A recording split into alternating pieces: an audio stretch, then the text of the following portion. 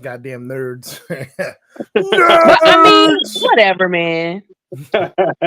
When you read the stories, you're gonna be like, man, y'all actually role played this? Yes. That shit was hella interesting. I only know It one was kind of fun. role. I only know a couple kind of role plays.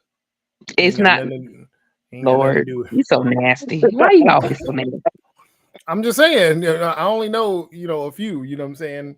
The one I wanted to always do with my old lady, if she gotta be down for it, is the man who just got out of prison after he done a 15-year bid and he just come home.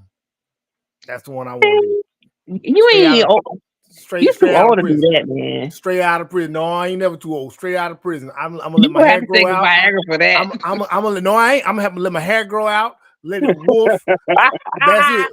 You got braids. Yeah, half gonna be You gonna need braided, some honey half packets. undone, and I ain't gonna need nothing. Listen, I ain't want to need. Look, I ain't this new. See, I'm the generation of the old guys that ain't affected like these new guys. I see. I didn't. Okay. All that smoking and drinking ain't catching up with me. I'm just putting all that. That's all them other dudes. I ain't no smoking and drinking catching up over here. But that's my dream. That's my dream scenario. And then I told her, I said, I need her to. I need to be like the sun. Need to just went down, just barely got dark. And I pull up, and the door is like cracked. That sound like rape, man. You can't say that. You don't get us canceled. God dang. You can't say that. You, I mean, she got to pick you up from the jail for it to be legit. Yeah. So she'll pick me up on a corner somewhere. Pick me up off of a corner, like a bus stop, and I got a little knapsack under my hand, like I done just got out. Yeah. You gotta make sure you must still live there too. I got a Wow. jumpsuit. Listen, I got a all blue coveralls I can use. Ain't gonna be no drawers under the coveralls. Wow. I'm doing it full fledged. I'm growing underarm fro, ball fro, everything. Everything is going. You know what I'm saying? You Yeah, gotta it's gonna have a be pretty bag of bad. Skittles in there with you. You know what was left from your stove call. Absolutely. I'm gonna have all kind of like fake little shit that I had from the store box and from the canteen. Anyway, man, we finna get serious. So Ridiculous. we gonna start with Sheffy's topic first, and that one was based on the post in the group where we was talking about effort, and in this particular guy's post. Or this particular post is it started realizing women appreciate the fact that you made plans sometimes even more than the plan itself. It's the pre-thought part that has them. And then underneath this, I don't know if that's a man or woman, and it says local man discovers effort. And so for those men that actually put effort in, we think we got it figured out. But as a woman, what does effort look like for y'all in the dating phase? What does effort really look like? Effort looks like, on a job when you're working, your employer shouldn't have to come tell you everything to do. Mhm. Sometimes okay, this is my job description and I'm just going to take the initiative to do this because it's within my job descriptions. It's within the expectations of my job. Right. So effort is the same thing in dating. If a man is supposed to be the one, he's supposed to be the leader, he's supposed to be the protector, the provider, blah, blah, blah, blah, blah, then take the initiative to plan the date, pay for it, all of that, because that is that's essentially what is expected in that process. But what happens is you have a lot of guys who, instead of falling on their own kind of intuition in dealing with women, and I'll preface that by saying maybe these fools just don't have no intuition with women. And instead of leaning on that, they'll just, what you doing? When can I see you? Mm-hmm. When you plan a date. So men get upset that we say that. Well, you're busy. So how do I know when to plan the date? You tell me when the date is. I will make plan. I will, make arrangements. When in this day and age, women are busy. We got jobs. Many of us have children. We have extracurricular activities. We out here volunteering. We're doing a lot. So no, we're not just sitting around with open space on our calendars because we're active women. If there's open space, we filling it with something. But you can't say, well, you always busy, so I don't know when you're available. Or you can just say, I want to take you out Saturday at 7:00. Are you free? Yeah, I'll make time. Because at the end of the day, women, well, people, period, make time for things that matter. But if you just go, when can I see you all the time? You can see me when I walk out the door to take the garbage out on Sunday. I mean, you can see me at the grocery store. I don't know what you're talking about. Versus, I want to take you out on Sunday for dinner to a really nice restaurant. Are you free? Why, yes. Or if I'm not free, well, no, I'm not, but I'm free on such and such a date. That little bit of effort of him just saying, hey, I want to take you out Saturday is a whole lot better than the when can I see you? So the issue is when men are interested in dating, they kind of put it. The issue is when men are interested in dating, they putting it back off on women to sort of guide them through the dating process. I don't even think those men are interested in dating. I think those men are just interested in women because intentional people do intentional things. So a lot of those guys are kind of just playing the numbers. Well, let me see, how can I YUD myself into some draws this weekend? Versus the guy who's actually trying to see you, he gonna come see you. He gonna make plans to see you. And look, I don't disagree with that. So is it that I'm trying to think of how to phrase this because I'm thinking about effort. Well, I'm gonna let Frank go. Frank, you define what does effort look like in dating? When a man puts effort into dating, what does that look like to you? Success. You said what? Success. Whenever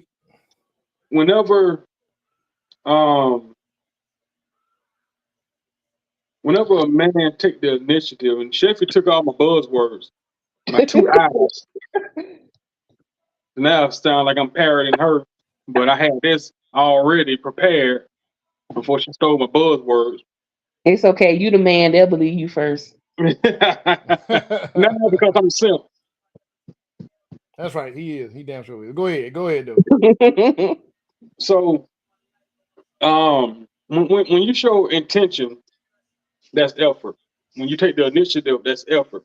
Effort is actually doing something. Effort is, and correct me if I'm wrong, Sheffy, but I believe, and I've always believed, effort.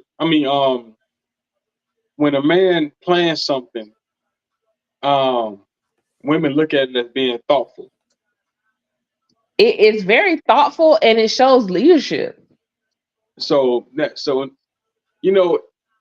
a man just simply planning something, the man is firing on all cylinders. So he's setting the stage. He's creating the atmosphere. Tell him. So the battle is halfway won just by that alone. Just by planning. Just by planning. So when women are very curious, and I believe that they are excited by curiosity.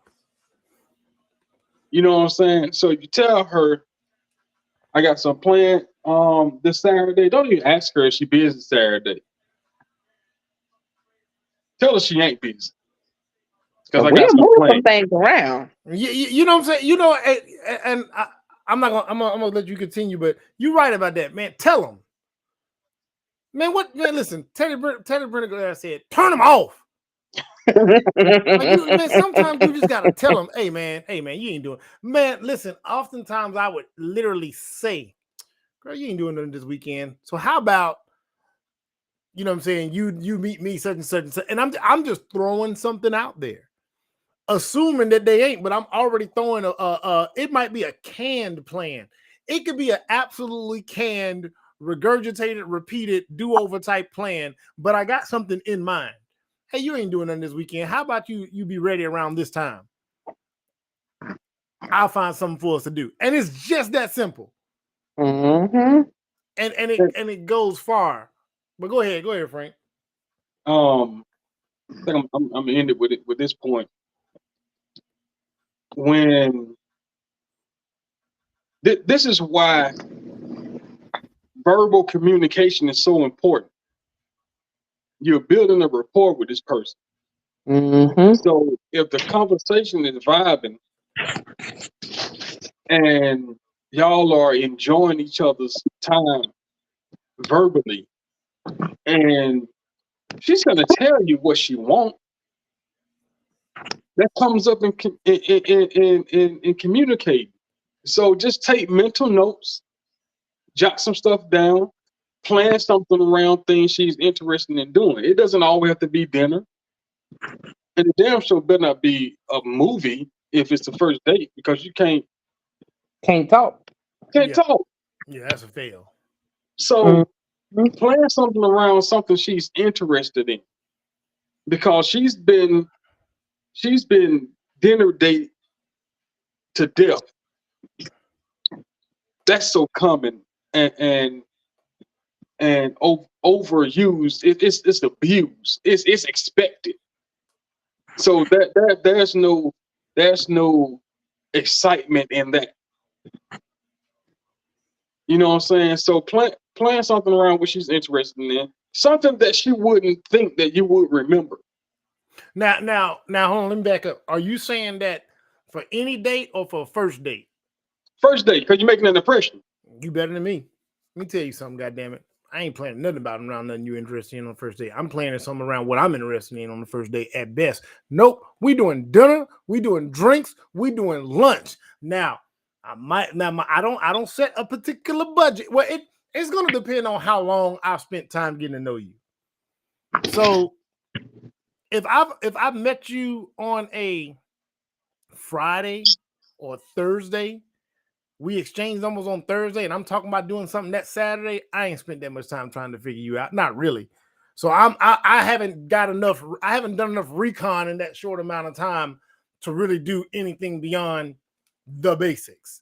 Now, if I've known you for a stretch, let's just say we met through social media and we've talked for some time, we already have a rapport, then I might throw something in there around something that you're interested in. But because I'm different in that regard, because sometimes simple is great, and then sometimes simple is just simple and boring. So you know what I'm saying? There's a balance, and I think that balance is determined by how well you've got to know that person since the initial contact.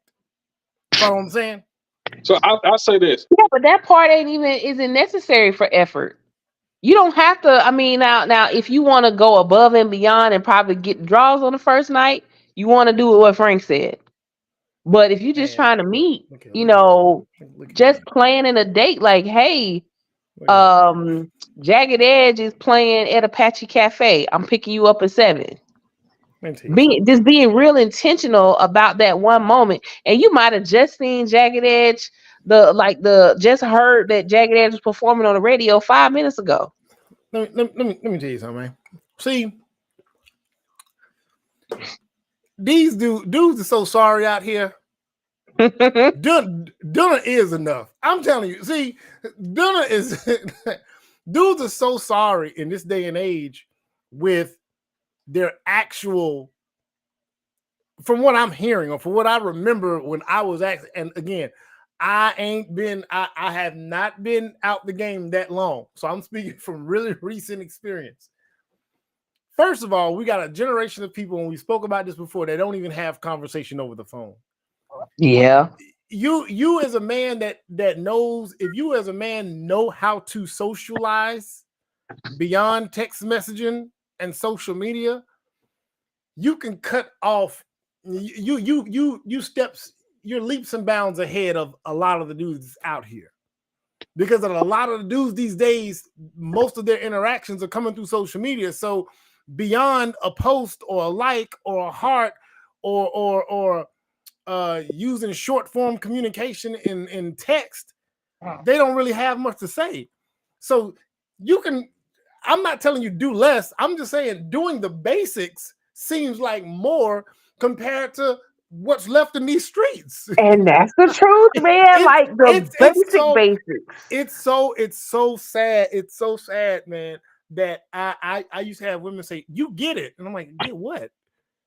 I just said let's go to dinner, and then afterwards, and if we really vibe and if things is going good, hey man, I know another little spot. You know, if you like to dance or you like to sit back and chill, we can do that too. Dudes don't do none of that. I've won. So I'm not saying Frank is wrong. Frank, you're doing more than what I'd be doing. And I was considered to be doing great. So I'm saying, like, you can get away with what I would consider the minimum is considered like actual effort.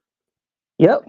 Because what I would consider, because what I would consider no effort, I mean, what I would consider no effort, yeah, what you doing texting her to death, that's pretty bad.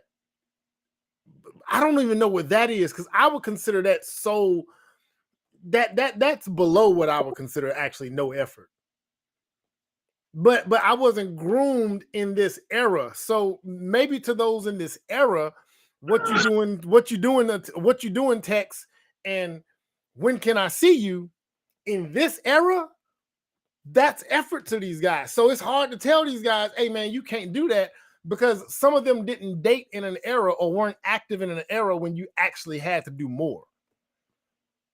You see what I'm saying? I was man, we're gonna have to do it another day. I was listening to this pod today, and they were talking about that, and the guy was basically saying how dudes of today haven't had enough rejection because when they were young, they were just in the house.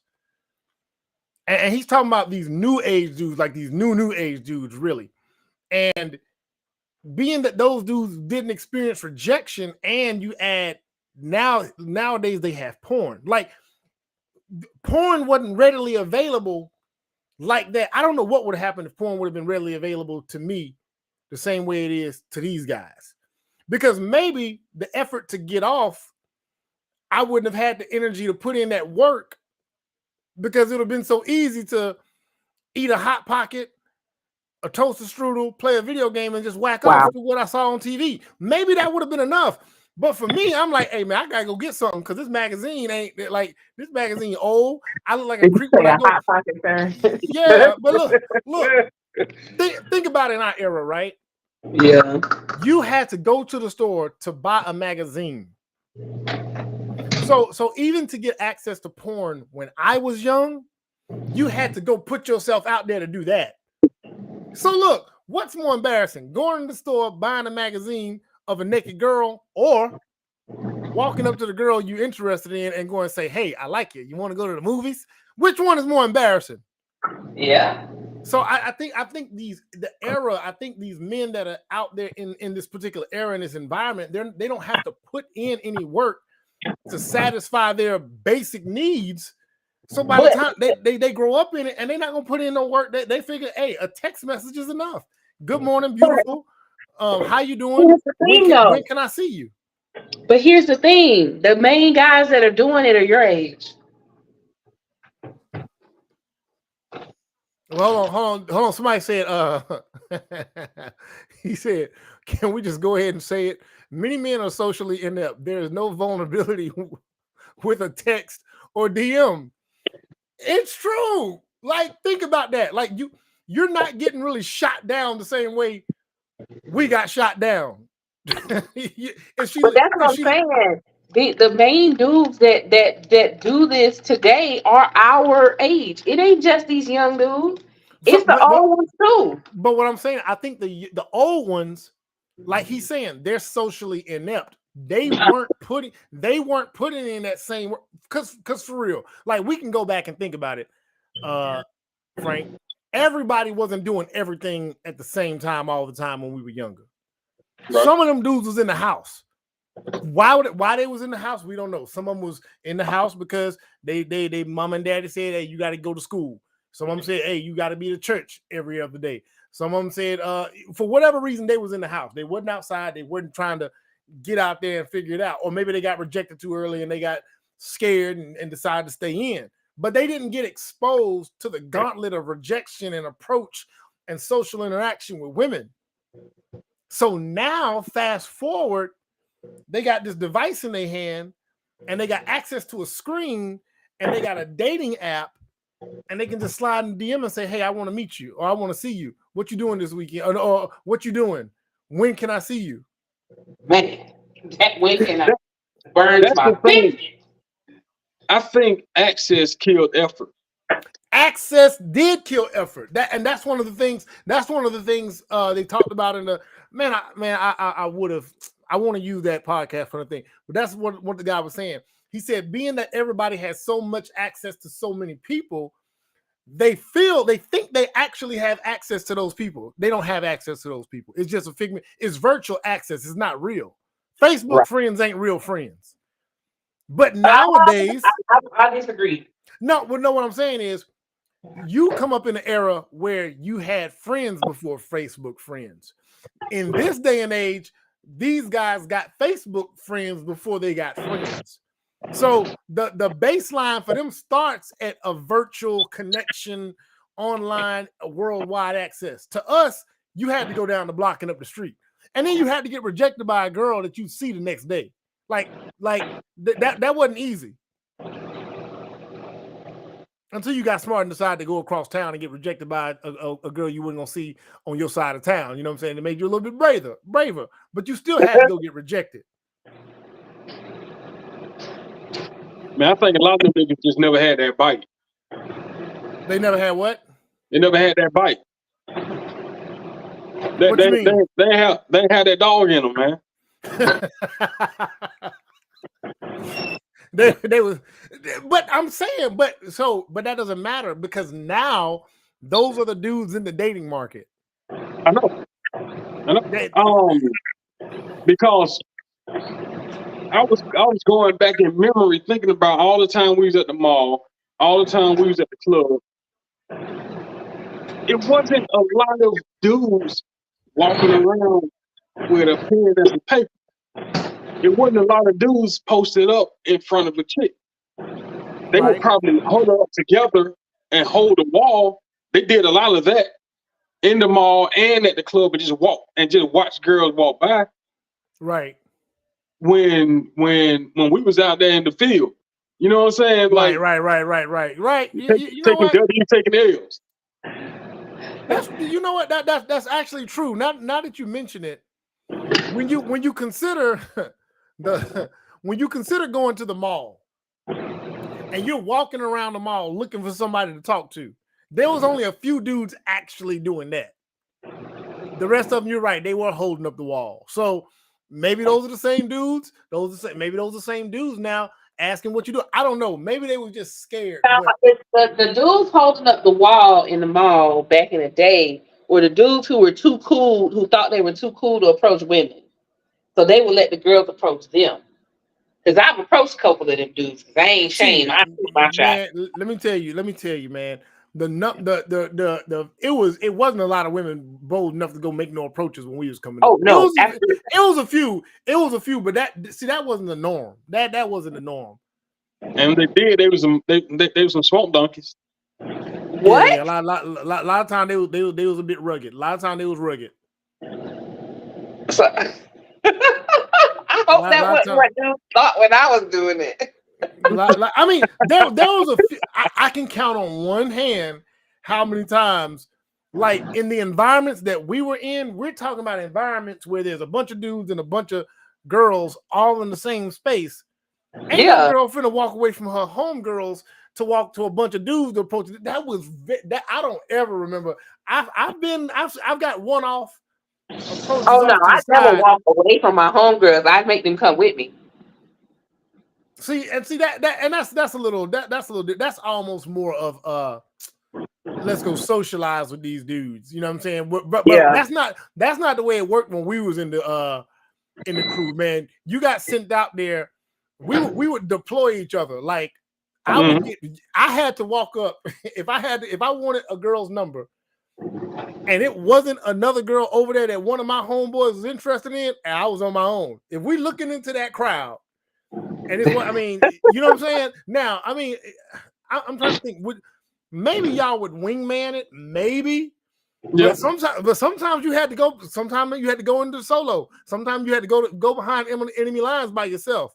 We had to do that. Just had to go. You had to go. All right, let's go. Let's get it. And y'all sure did me like that in limits. Yeah, we did. We let you go. We let your ass walk right in that fire by yourself. Strong. Because we knew you look. We knew we looked like a fool. And we knew you looked like a fool. So you had to go in by yourself. Boy. Went for the whole clique. Now, had you succeeded, it'd be like, hey man, them homeboys over there. Then we came over there. But that day, bro, you had no business. None of us had no business making no approaches. So effort is pretty simple, man. Effort is pretty much just doing something, saying something. I mean, I it shouldn't be that complicated, and it shouldn't be a social media post where a dude said, start realizing women appreciate the fact that you make plans sometimes even more than the plan itself. That's absolutely the pre-thought part that has a bunch of dudes out here that feel entitled as well. So, you know, they don't put in any effort because they feel entitled to a woman's time. And you know, that's a huge one. Well, I took you out, or I called you. That should be enough. You know, that earns me something. When it's like, no, it ain't earned you nothing because you ain't really done nothing. But it's sad out here. I don't want to date out here. Girl, you better get ready to get out of here. Stop. No, no. They gonna have to like miraculously find me where I'm at because I'm not interested. She say that now, y'all fellas. Don't buy it. Slide on in that DM. No, I'm not saying I'm not interested in dating. I'm not interested in like this stuff that you got to go through to date. Like, if I gotta, you know, if you WYD me one too many times, block. No, just block. And I can totally understand that. I really can. Anyway, I want to segue into your topic, Frank, since we talking about it. You mentioned something about double standards. And so I kind of want you to well, first I want the definitions. You know, I like to be real literal when we talk about what we talking about. So I'm gonna go with the definition of double standard first. The actual definition of double standard, and he mentioned something about hypocrisy. And I know where he's going with it. He explained it to us. But just double standards in general, are they really that problematic? And when you read the definition of a double standard, you really can't argue that it's something we need to do something about. Or is it? Maybe it's not that serious. You know what I'm saying? But double standards refer to the unjust application of a different set of rules and principles for similar situations is within a group is allowed. Oh shit, my screen. I can read y'all. My screen just went blank on me. But y'all can read it. Now my screen is like halfway cut off.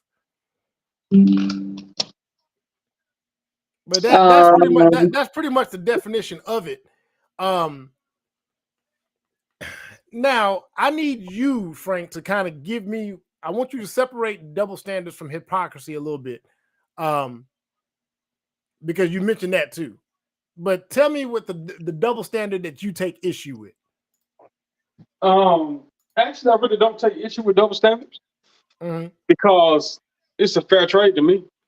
Okay. I appreciate the double standards that we as men benefit from. So I think it's only fair that women have their double standards because I'm not looking at a woman and envying things that that are allowed. Right. You know what I mean? Because Okay. we're not the same. We live two different realities, and we are wired differently. We're built differently. So Right. the double standards that apply to them are theirs to possess. The double Okay. standards that apply to us is ours. Just the Okay. way, you know, it's just how it is. But I was thinking this morning, and this ain't, it's still not a complete thought. But I was thinking when I was laying in bed after my wife woke me up 4:30 in the morning, when I was trying to go back to sleep, I was thinking that, you know, just remembering things that I've been reading over years, that women have this hard line that they have drawn of expectation, what they expect of men, what men supposed to do, Right. and they will not waver on it.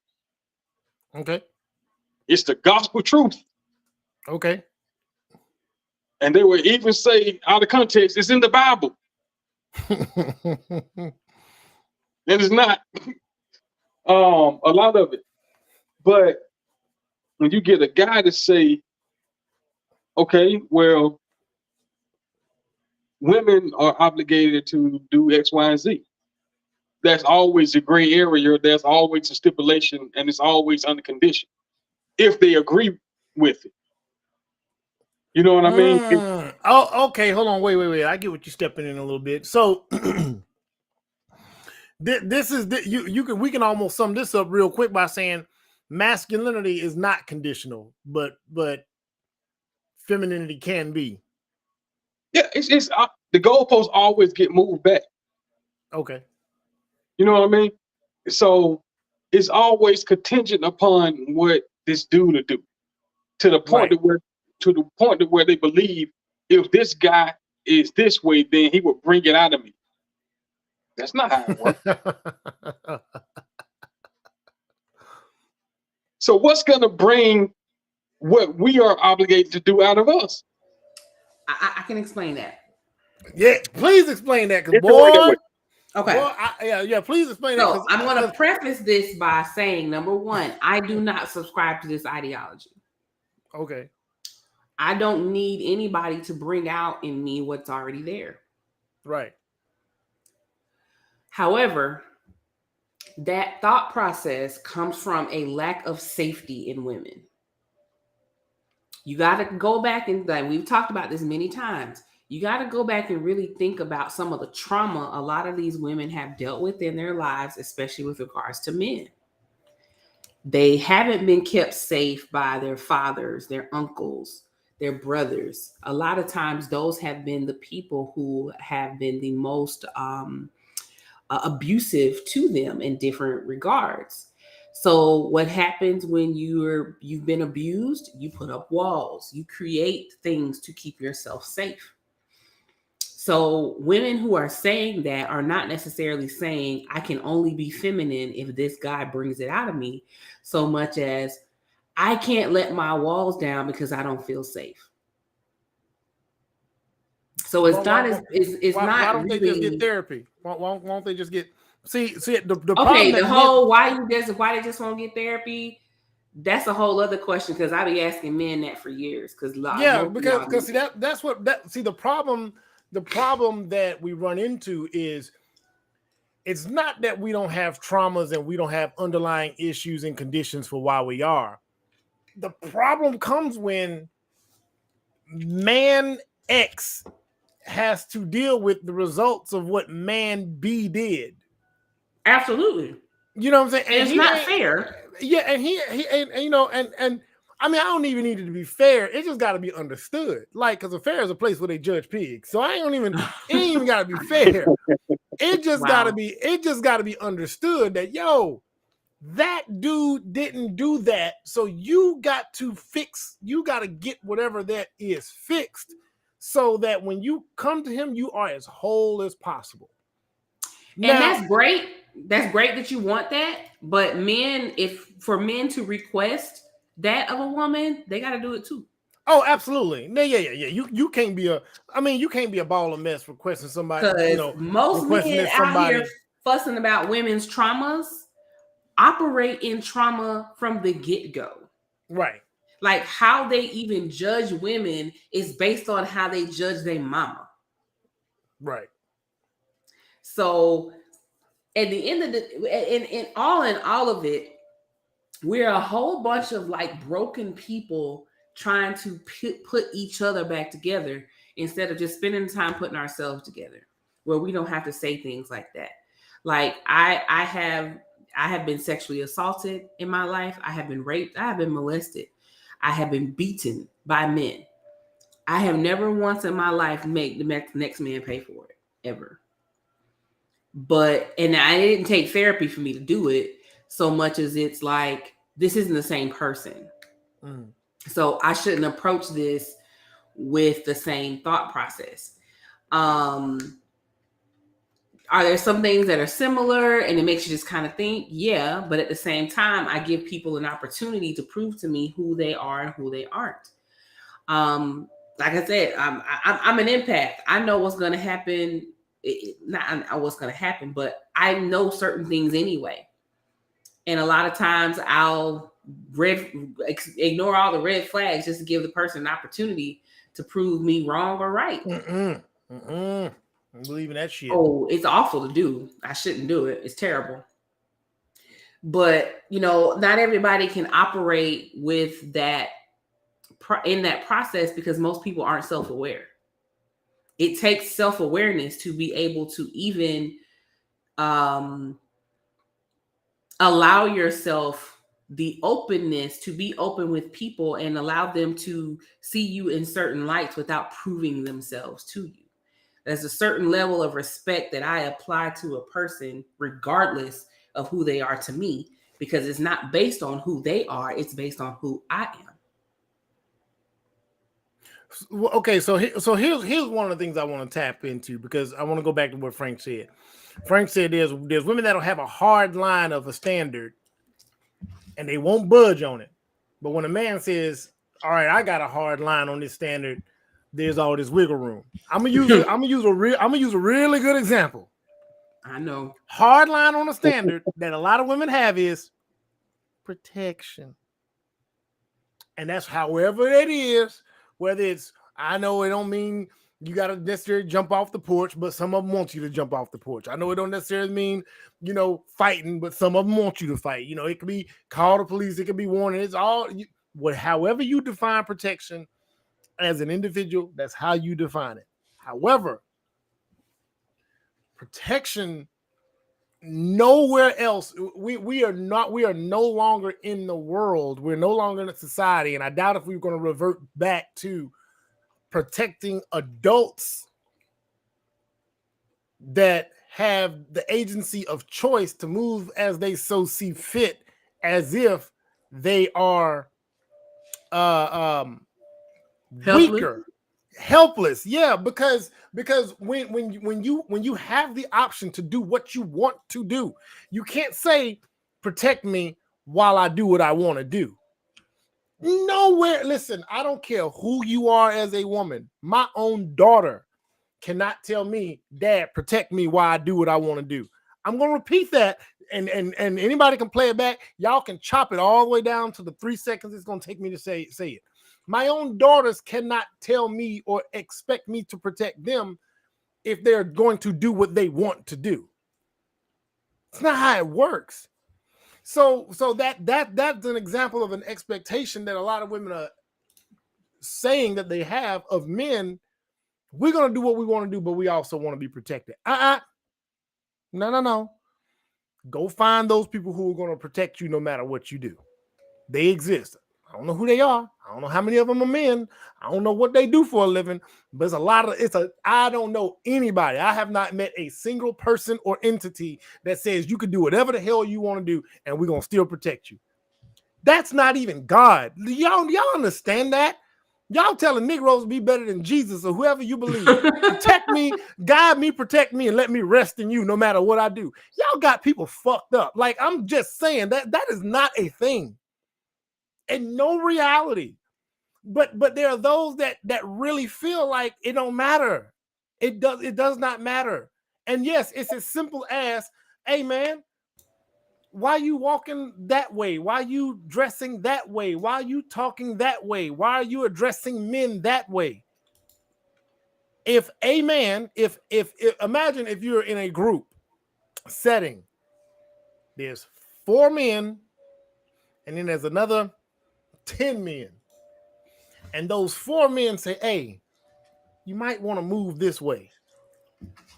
You might want to move this way because there's only 4 of us, but we can keep them, we can get around you and keep them 10 wolves backed up. But the women say, well, you know what? I'm going to figure it out for myself. I'm going to do what I want to do. And those men say, all right. You've done your job at that point. You've done, but and if that's all they are asking, then I'm totally okay. But if you're asking anything more of men, y'all are out of y'all damn mind. And everybody has to live up to somebody's standard in order to get something from them. That's just the way it is. And that kind of goes into the other part where we're talking about like trade-offs. Like, if we're going to discuss trade-offs, you got to be willing to give up something to get something. You have to. I remember talking to a guy one day, and he was talking about young, attractive women, and he said, I have my financial resources, and I'm willing to make sure this young, attractive woman is good, but she has to be this and that in order to get access to my resources. I said, yo, bro, you 50, she's 25. I guarantee you she ain't checking for you for nothing other than your resources. He said, that is a trade-off. Yep. I will accept that. My standard is that she's 25 and fine, no matter what. And if my resources are enough for her to spend time with me and be around me and allow me access to her, that is the trade-off. That is his standard. That's her standard. That's what it is. It really is as simple as that. It's as simple as that. And where do you find hypocrisy in a lot of what's being said though? Because you mentioned hypocrisy, so where do you find that? Yeah, I was just about to jump back into that. I find that in the belief that men are beholden to what they believe we should be, but we can't hold them to a belief that we believe they should be. Okay.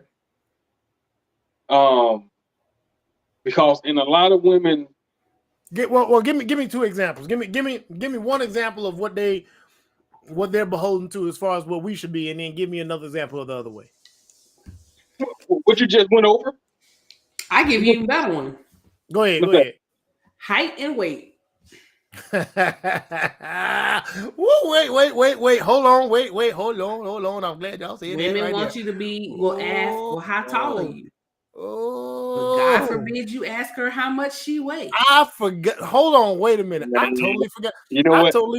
I totally forgot about this. Hold on. No. Hold on. I forgot. I'm gonna let her jump in. It still totally boggles forgot my about mind. this. If a girl wants a guy who's older, it's a preference. If a guy wants a girl who's younger, it's creepy and immature. If a girl doesn't want to date a short guy, it's a preference. If a guy doesn't want to date a girl that's overweight, he's an asshole who's not focused on the things that matter. If a girl wants a guy who can take charge, it's a preference. If a guy wants a girl who will submit to his lead, he's, you guessed it, misogynistic. If a girl sets a boundary, it's empowering. If a guy sets a boundary, it's controlling. Women have preferences, men have something wrong with them. This isn't a double standard, it's just illogical. So why does anyone accept this? I'm gonna It repeat still it. boggles my mind. If a girl wants a guy who's older, it's a preference. If a guy wants a girl who's younger, it's creepy and immature. If a girl doesn't want to date a short guy, it's a preference. If a guy doesn't want to date a girl that's overweight, he's an asshole who's not focused on the things that matter. If a girl wants a guy who can take charge, it's a preference. If a guy wants a girl who will submit to his lead, he's, you guessed it, misogynistic. If a girl sets a boundary, it's empowering. If a guy sets a boundary, it's controlling. Women have preferences, men have something wrong with them. This isn't a double standard, it's just illogical. So why does anyone accept this? You know why Some people do. accept it? My Because whole it point. works. It works. Like, okay, the first one he said was about women wanting an older man versus a younger man wanting a younger woman, all of that. Mm-hmm. Okay, you know me, I'm gonna always take it back to why people do what they do. Right. Women have traditionally wanted older men because older men are established. Right. That's number one. And number two, good old what is it called? Good old electric complex, daddy issues. That's two reasons. However, on the flip side, traditionally, men have wanted younger women for two reasons. Number one, childbearing age. And number two, plain old being predatory. So it's I wouldn't call that a double standard so much as I would call it the reasoning is just so different that one I wouldn't include. Now, the height weight thing I would absolutely include, and the other stuff you said I would include. Hold on. So I'll say this. You're right. I'm not disagreeing with what you said. There have been a lot of cases where men simply want younger for all the wrong reasons. Mm-hmm. You know, like I've always said, look, man, Robert Kelly. Right. I've always said that if you want younger because you're older, established, and you get to that phase in your life where it's like, man, I've done everything I need to work to get my money up. I've done everything I need to do to make sure my name and my reputation is what it needs to be. I've kept my nose clean all my life. Now I'm ready to have children because I can afford a wife, some kids. I can afford to take care of a family. And at this particular time, you are 41 years old. And at 41 years old, you look at the landscape of the dating market and realize the best logical, the most practical, the most pragmatic option for you at 41, if you want multiple children, early 30s, is a woman in her 20s. Women, I don't care what y'all say, how y'all feel, what y'all want to think about it. You are not as fertile in them mid to late 30s. Now, here's what's crazy. Not as, no. I'm gonna correct you. No, let me correct you. I'm gonna go find it. We're gonna go find women. I want the facts. I don't want one-off situations where a woman get pregnant twice in her 30s. When are women when are y'all the most fertile? The most fertile. It has nothing to do with fertility because women in their 30s are just as fertile. It has everything to do with the health of the woman in pregnancy. It don't look. I don't care what it is. When is the safest time in a woman's life to pop out children? It's never safe for us to pop out children. When is the safest? The safest is in early 20s. Yes. Okay, that's what I'm talking about. It's not fertility. It's safety. Okay, so let's just use it as safety. So because safety and fertility can kind of run the same because listen to what I'm saying, because I've known women that have had those children a little later and then they can't have them again because something went wrong later because it wasn't as safe later as it was when they were younger. But that can happen in your 20s though. It can't. What you just said, the safest was in their 20s. Right. So the safest pregnancy for a woman is that first one. Okay. After that, after that, whatever happened in that pregnancy, I'm gonna Google this stuff. Negatively impact that woman forever. Look at like when Kim Kardashian had her babies. Her first child, she had preeclampsia. The second one, she had preeclampsia. I think and then the third ones, the third and the fourth were surrogates because it was so bad.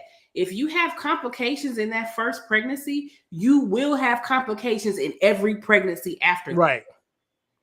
So if you have the first one younger, you're less likely to have complications in any pregnancy after that. If you have the first one at like 29, you can have the first one at 25. If it was a complication, you're going to have complications at 26, at 27. Okay, so it's more like the best time. So the best time for a woman to have children is in her 20s as opposed to later. Early 20s. And if you being real, if you're going to be real honest about it, late teens. Okay, so let's go with that.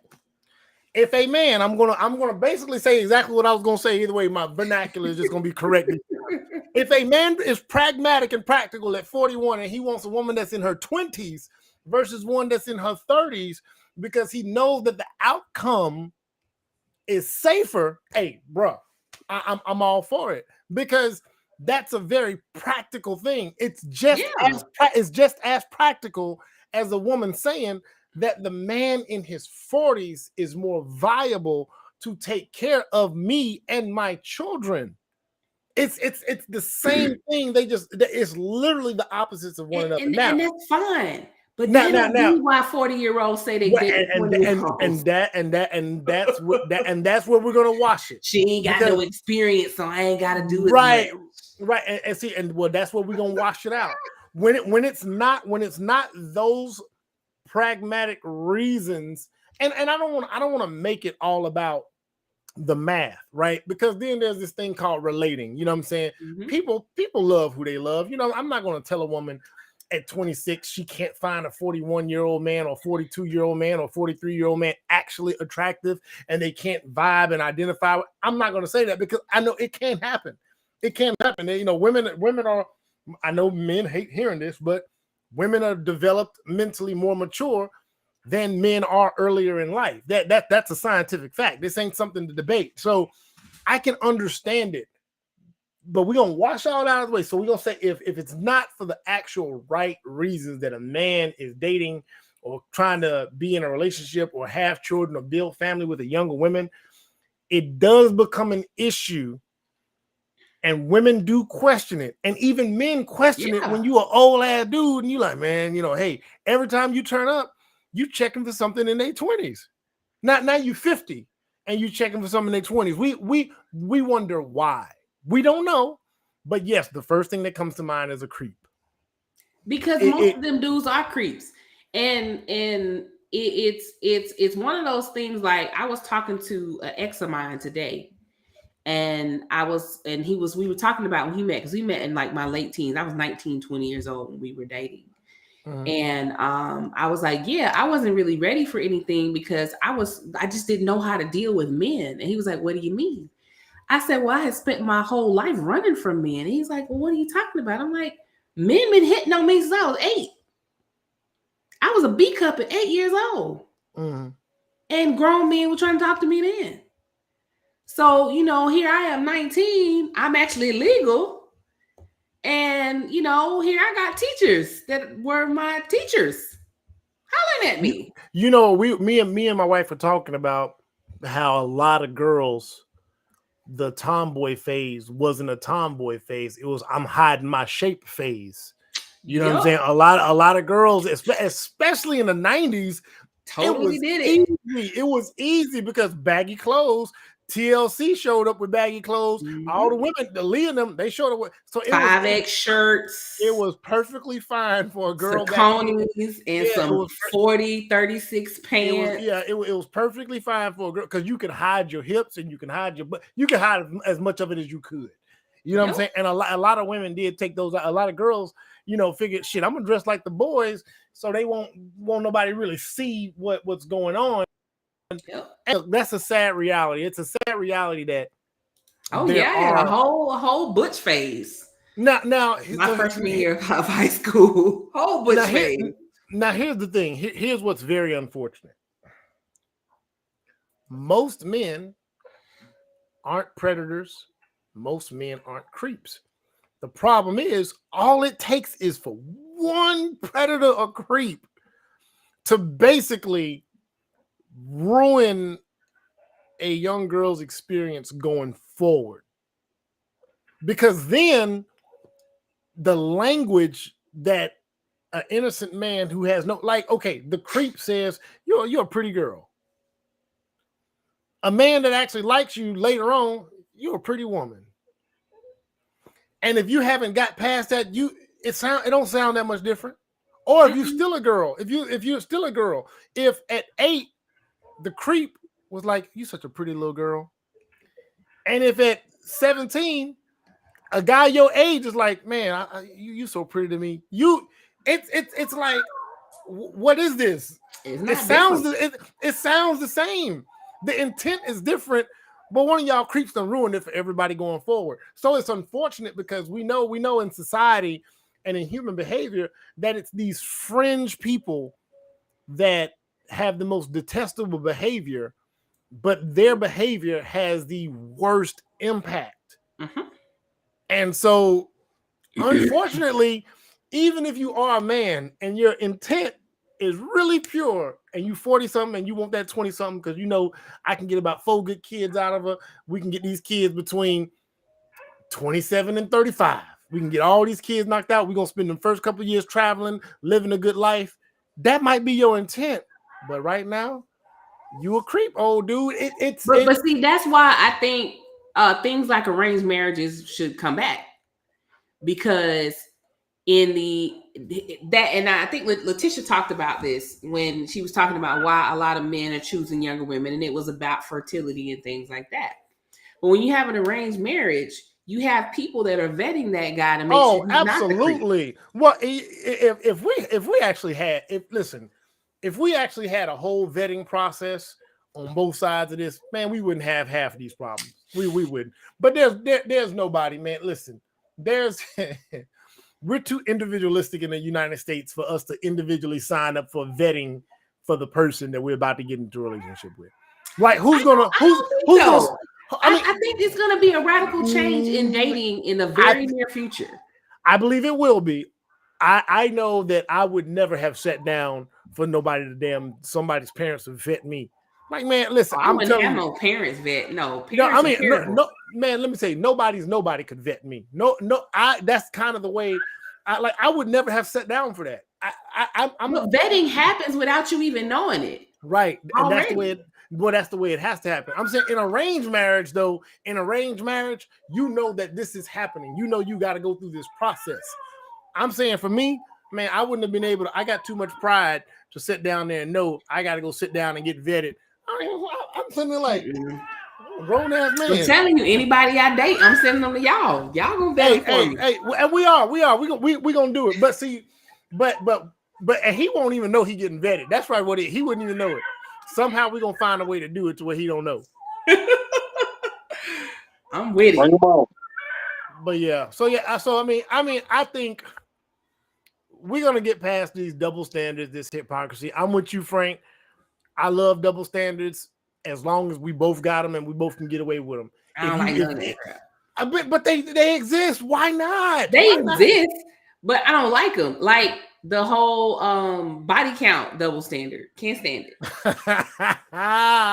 Listen, wait. Because y'all will literally, a woman could say my body count is 6, and y'all act like she just slept with the whole football team.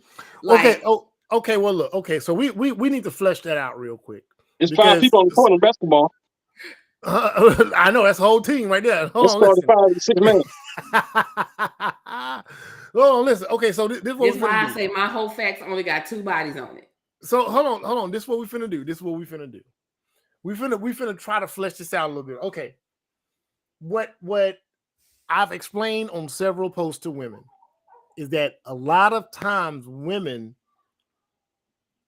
think that a man's body count, the average man, I'm gonna say this, the average man does not have the body count of the average. I mean, he can have. But you know why? You know why? It's y'all fault. Hold on, wait. Y'all Hold on. fault. Hold on. The average man can have the body count of an average woman. But what I'm saying is a lot of times women think that the average man's body count is that of the type of men that they prefer.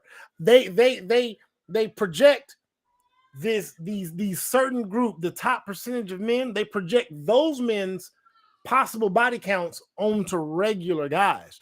Like when Sister Sheikah Golden said, when I said most dudes are not getting 5 women in a year, they're not even getting 10. And it's like, what? People are shocked. I'm like, no, this is a thing. Most dudes, if they get most men in this world, they don't get 2 a year. Wow. I feel sorry for y'all. And that's surprising. So here, but I'm gonna tell you, but again, hold on. But this, y'all hold on. fault. No, hold on. But this is who y'all are getting judged by. See, y'all getting judged by both groups. But the loudest of those groups are the majority of men that ain't getting but 1 or 2 women a year if he's fortunate. Like y'all don't understand how many. I'm gonna explain to you why the difference is so vast between women that are getting bodies and men that are getting bodies.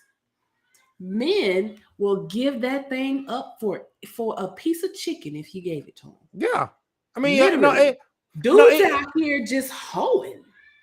But no. The dudes that are the dudes that can hoe are hoeing. There are a lot of dudes that would be them same hoes. No. Maybe I said it wrong. What I'm meaning is men are so hard up that it's really easy to sleep with men. Yeah. Y'all are giving up anytime. But that's why women can skyrocket a body count so fast, because you say hi to a dude, he got his penis out. And I think that's also, but I think women transfer that over to men. They transfer it over to men because y'all were operating like that at one point. Sorry, and you know how long ago in history it was to where the average man. The average man has never been just getting it like that. Never. It's never been like that. The average man at one point was at least able to get a wife by the time he was 25.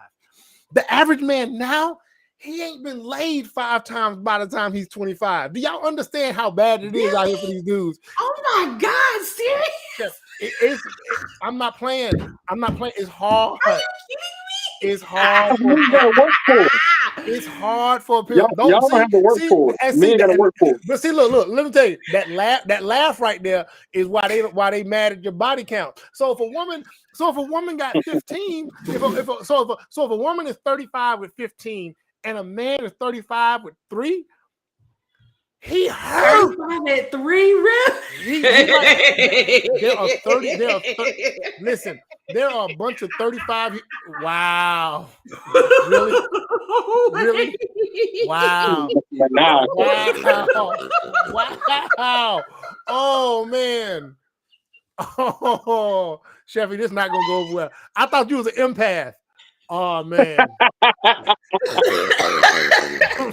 God damn. You had to clip this one. Oh yeah, because they ain't gonna never love Sheffy no more. 3 at 35. Man, I'm telling you, Chef. Listen, for real, it's hard out here. It's hard out here. Wow, it's hard out here. Men are getting up into their age. Like 40-year-old virgin was a joke when it dropped. That is not a joke now. Like for real, like dudes out here are perpetually unfucked. That's what it is. So there's this thing in their brain. Body count is way more overblown now than it's ever been. So you get the dudes that do get it. They know the body. They know dudes that do get it. They like, I'm getting it, and then they judgmental because dudes are judgmental. Then the dudes that ain't getting none, they hurt because they ain't getting nothing. So they judgmental too. You know what I'm saying? It's rough. It's really, really, really rough. Chef, you gonna laugh at them dudes like that. That's cold. That's cold. And them dudes, and I don't even want to say they getting 5 at 35 like that's a problem or less than 5. That's great. But we're talking about dudes that haven't even had any lengthy relationships in that amount of time either. So a man can easily be 35 years old and has been with 1 or 2 women in his life. And neither of those women. Huh? I said there's a lot of variables at play that you got to consider. The reason why So many. I mean, okay. he underperformed. Okay. Think about it. I need to clarify that I wasn't laughing at the guys that's like so much as I'm laughing that I'm really surprised. No, it should be. No, it should be surprising because you came up. Because dudes, your average dude be out here, yeah, I done smashed that and that and that and that. They'll be the lying ones. Man, the average. See, even the guys that don't see, it's not about looks. It's usually not about looks.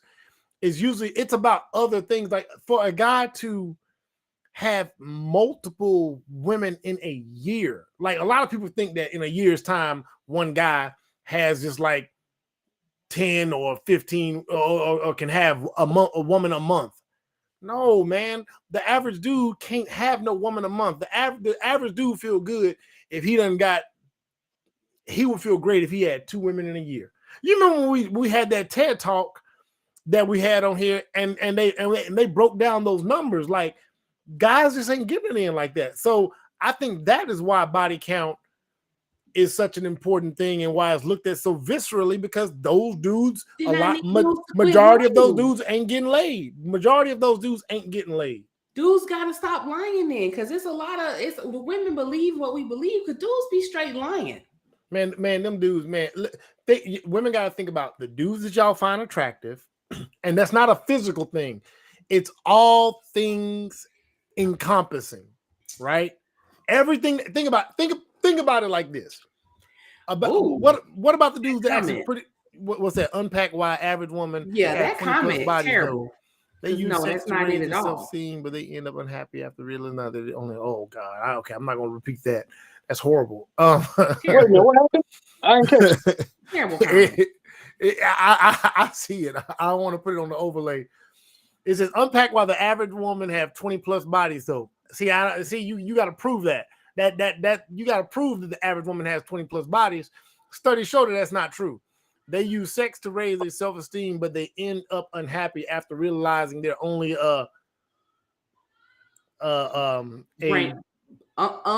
rag. Yeah, with a C in front of the Oh, damn. Yeah. Okay. But that's not what happens. The average woman doesn't have 20 plus bodies. That's number one. It's not even close to that. It's not even close. Not even close. Sex isn't used as self-esteem at all. It's used for emotional connection. Yeah. It's literally to heal wounds rather than processing. I can't see who that is. I'll have to go on to Facebook and see who it is. But do your research. The average woman, that means not these good looking, and even the best looking of women don't have 20 plus. They don't have 20 plus bodies because they don't have to. Right now, we're people got to look at these numbers. Underage pregnancy is down significantly, not small. If you are like, we're not having enough babies anymore. Yeah, if you are 40 plus years old, or if you are 35 plus, so if you're 35, think 5 years younger than you, 30 and below, them people ain't fucking. A lot of those women ain't having babies. No, a lot of those women ain't giving it up like that, and those dudes damn sure ain't getting it. That's why people so miserable online, man. When Facebook first, yo, all this arguing that's on Facebook between the sexes did not exist when Facebook first jumped off, because everybody was fucking. They was fucking. They was happy. Everybody was getting laid. Everybody was getting. Now none of y'all getting laid, and y'all angry like what Chris Rock said. You're lonely. That's what it is. He's lonely out here, man. So no, the average woman doesn't have them. Anyway, I definitely want to segue into something else, because, man, yeah, it's not going down like we think it's going down. It's going down a whole lot less than what we think is going down. There's something else I want to talk about, y'all. So how many of y'all familiar with Sis Is This Your Man? How many of y'all have seen these Facebook groups where women are basically comparing notes, trying to make sure that they are not kicking it with the same guy. If you're not if you're not familiar with it, I got two clips that I want to use. One was actually this one was actually on the news because I guess it's got so popular. Yes, man, because this stuff is popular. It's worldwide now. It's not just major cities. It's everywhere now. Here's the first clip I got from it right here. This morning, we're sharing a news story that you might have seen trending. It's a Facebook group that's sprung up all around the country and here at home. And it lets people in their region know, women, if they are dating the same man. Daybreak's Alexandra Rios Malvia went out to check it out and has more on the tea. Online dating can be fun, but it can also be the worst. Is online dating hard for you? In the small experience that I've had with it, I would say yes. And why is that? I just feel like in today's world with technology and hiding behind a phone, you're not exactly getting the real authentic person. A new Facebook group is helping women like Jessica Briandi know if they're dating the same man. It's called Are We Dating the Same Guy? And it's intended to be a safe space for women. In this generation, we have that. Years ago, we didn't have an opportunity to do that. It's a private group which has more than 40,000 members, but anyone can search it and request to join. Initially, when I saw it, I was like, there's a lot of gossip going on here, and that's not particularly something I'm like involved in. But as I grew to see like another purpose behind the site is when I kind of became intrigued by it. This group has helped Jessica see that she is not alone. Other people have gone through what I've gone through, and they have the courage to warn other women. And I didn't have that courage. So now it's kind of almost made me want to, like share my story. A story that Jessica doesn't share too often as a survivor of domestic violence. Putting the knowledge out there just to spread the word, maybe you should stay away from this person. It's up to you what to do with it. According to the page, which started in May 2022, it is a place for women to protect and empower other women. If I could help one person from sparing their broken heart or potentially feeling that they're unsafe around someone, I just think that's amazing. So Jessica went on to tell me that they're all looking for the same thing: real love, true love, and commitment. But I also want to mention that I didn't actually screenshot any of the comments or pictures on the page because to protect people's privacy, and also it's part of the group's rules. And you don't know whether there's really no fact-checking process, so you don't know whether something is put there is true or not, and so you have to take everything with a grain of salt. It seems like it can empower women, but also for the men, you wonder whether there's any recourse to have things taken down if what's posted there isn't necessarily true. So it can be good, but I can also see a bad side of it too for some. So. It's more in the constant. And there's one more quick little segment I want to share on that. Were you sent a post about you on a Are We Dating the Same Guy Facebook group and you want to know your options to get it removed? By the end of this video, you will understand what these groups are and your options to remove yourself from them.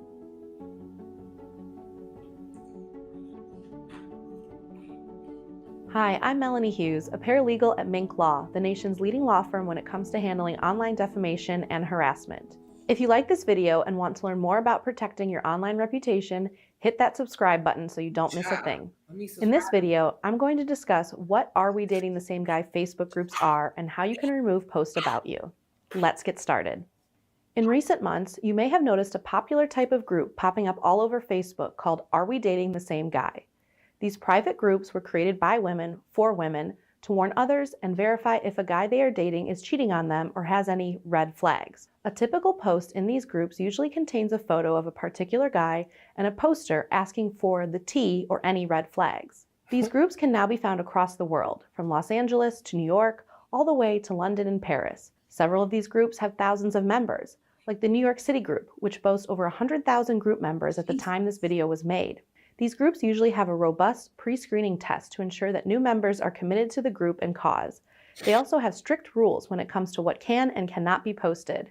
For example, they prohibit posting of personal information, bullying, victim shaming, defamatory statements, and even the use of words like crazy, ghosted, and weird. But unfortunately, just because it's prohibited doesn't mean that all users follow these guidelines. There are a few reasons why these groups may be problematic. For women who are members of these groups, you have no way to be sure if another woman is telling the truth about someone. Someone could be posting to seek retribution or could be completely fabricating information about a guy. For individuals posting about a guy, if you make some false claims or statements, you could be held legally liable and may be sued for defamation by the person you are posting about. For men who are being posted about, these groups could be problematic because they are closed to you and you cannot see what is being said about you or stand up for yourself. Due to the sheer size of some of these groups, a mob mentality could erupt, causing a breeding ground for false accusations. Lastly, any false statements made about you could damage your reputation, both personally and professionally. So what if you find yourself posted to one of these groups?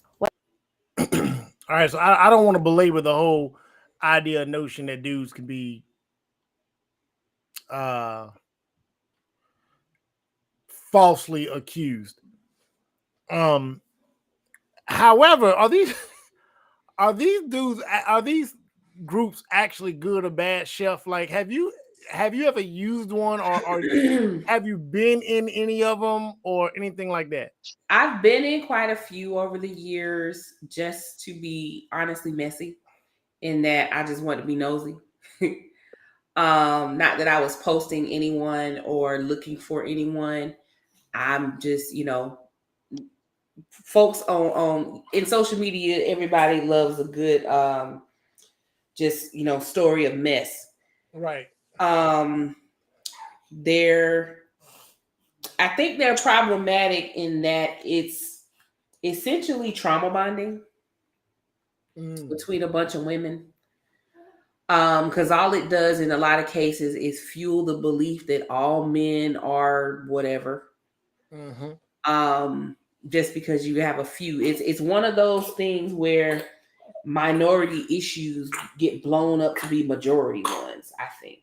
So it may be helpful in figuring out if you are dating the same guy, but in a lot of cases, let's be real, even if you are dating the same guy, you leave him, because many of them don't. Right. It can potentially create unsafe spaces for men. Yeah.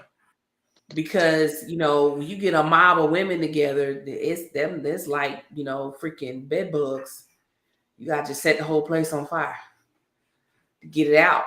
And then, with how the whole notion of cancel culture is, people sending screenshots of somebody's job and stuff, and whether it's true or not, good Lord, boy, whether you just don't want me to talk, huh? Okay, you done? Whether the information is true or not, it could potentially cause some real negative impact to somebody's lives. Right. So I don't necessarily agree with the posting of information publicly like this, versus if you know some information about someone and you think you should share it, go to that person privately and share that information. But when you put it into these groups, it's for sensationalism. And sensationalism is drama. So you take it as they not really actually trying to effectively compare notes to make sure they're making a good decision about the man. They're more so trying to just be messy. I mean, you may have the few that are, but if you historically look at when people are outed on social media, it's not outing people to warn nobody. It's outing people to defame. Embarrass. Yeah. You're right. Yeah. So I don't agree with the public, outing of shame. If you gonna tell somebody and you see something, tell that person and leave it at that. Right. I agree. Now, the way I look at it is, man, I'm gonna tell you how I feel about this damn thing. Men, this is y'all fault. Because yep, it's partially y'all's fault. Honesty is the best policy. there are a lot of dudes who do a lot of deeds, but they are so forthcoming about their circumstances and their situation by allowing the woman the option to choose whether to deal with him and his bullshit or not, that the woman, the only thing she really can say is, this dude was bold. And it ends right there. He was pretty bold to try me like that. No, sir, I'm not interested. And it doesn't matter what it is. It doesn't matter. It could be, hey, babe, I ain't got no place to stay. I live on my homeboy couch, but what's up?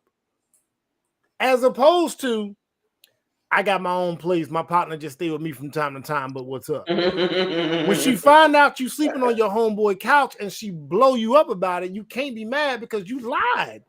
Yep. So it's no different than if you got a girlfriend, you married, you got a situation. If you one of these down low buy dudes or whatever, if you keep it all the way 100 with whoever you are and what your situation and circumstances are, you remove the power of that individual outing you later because they might be upset of how things turned out.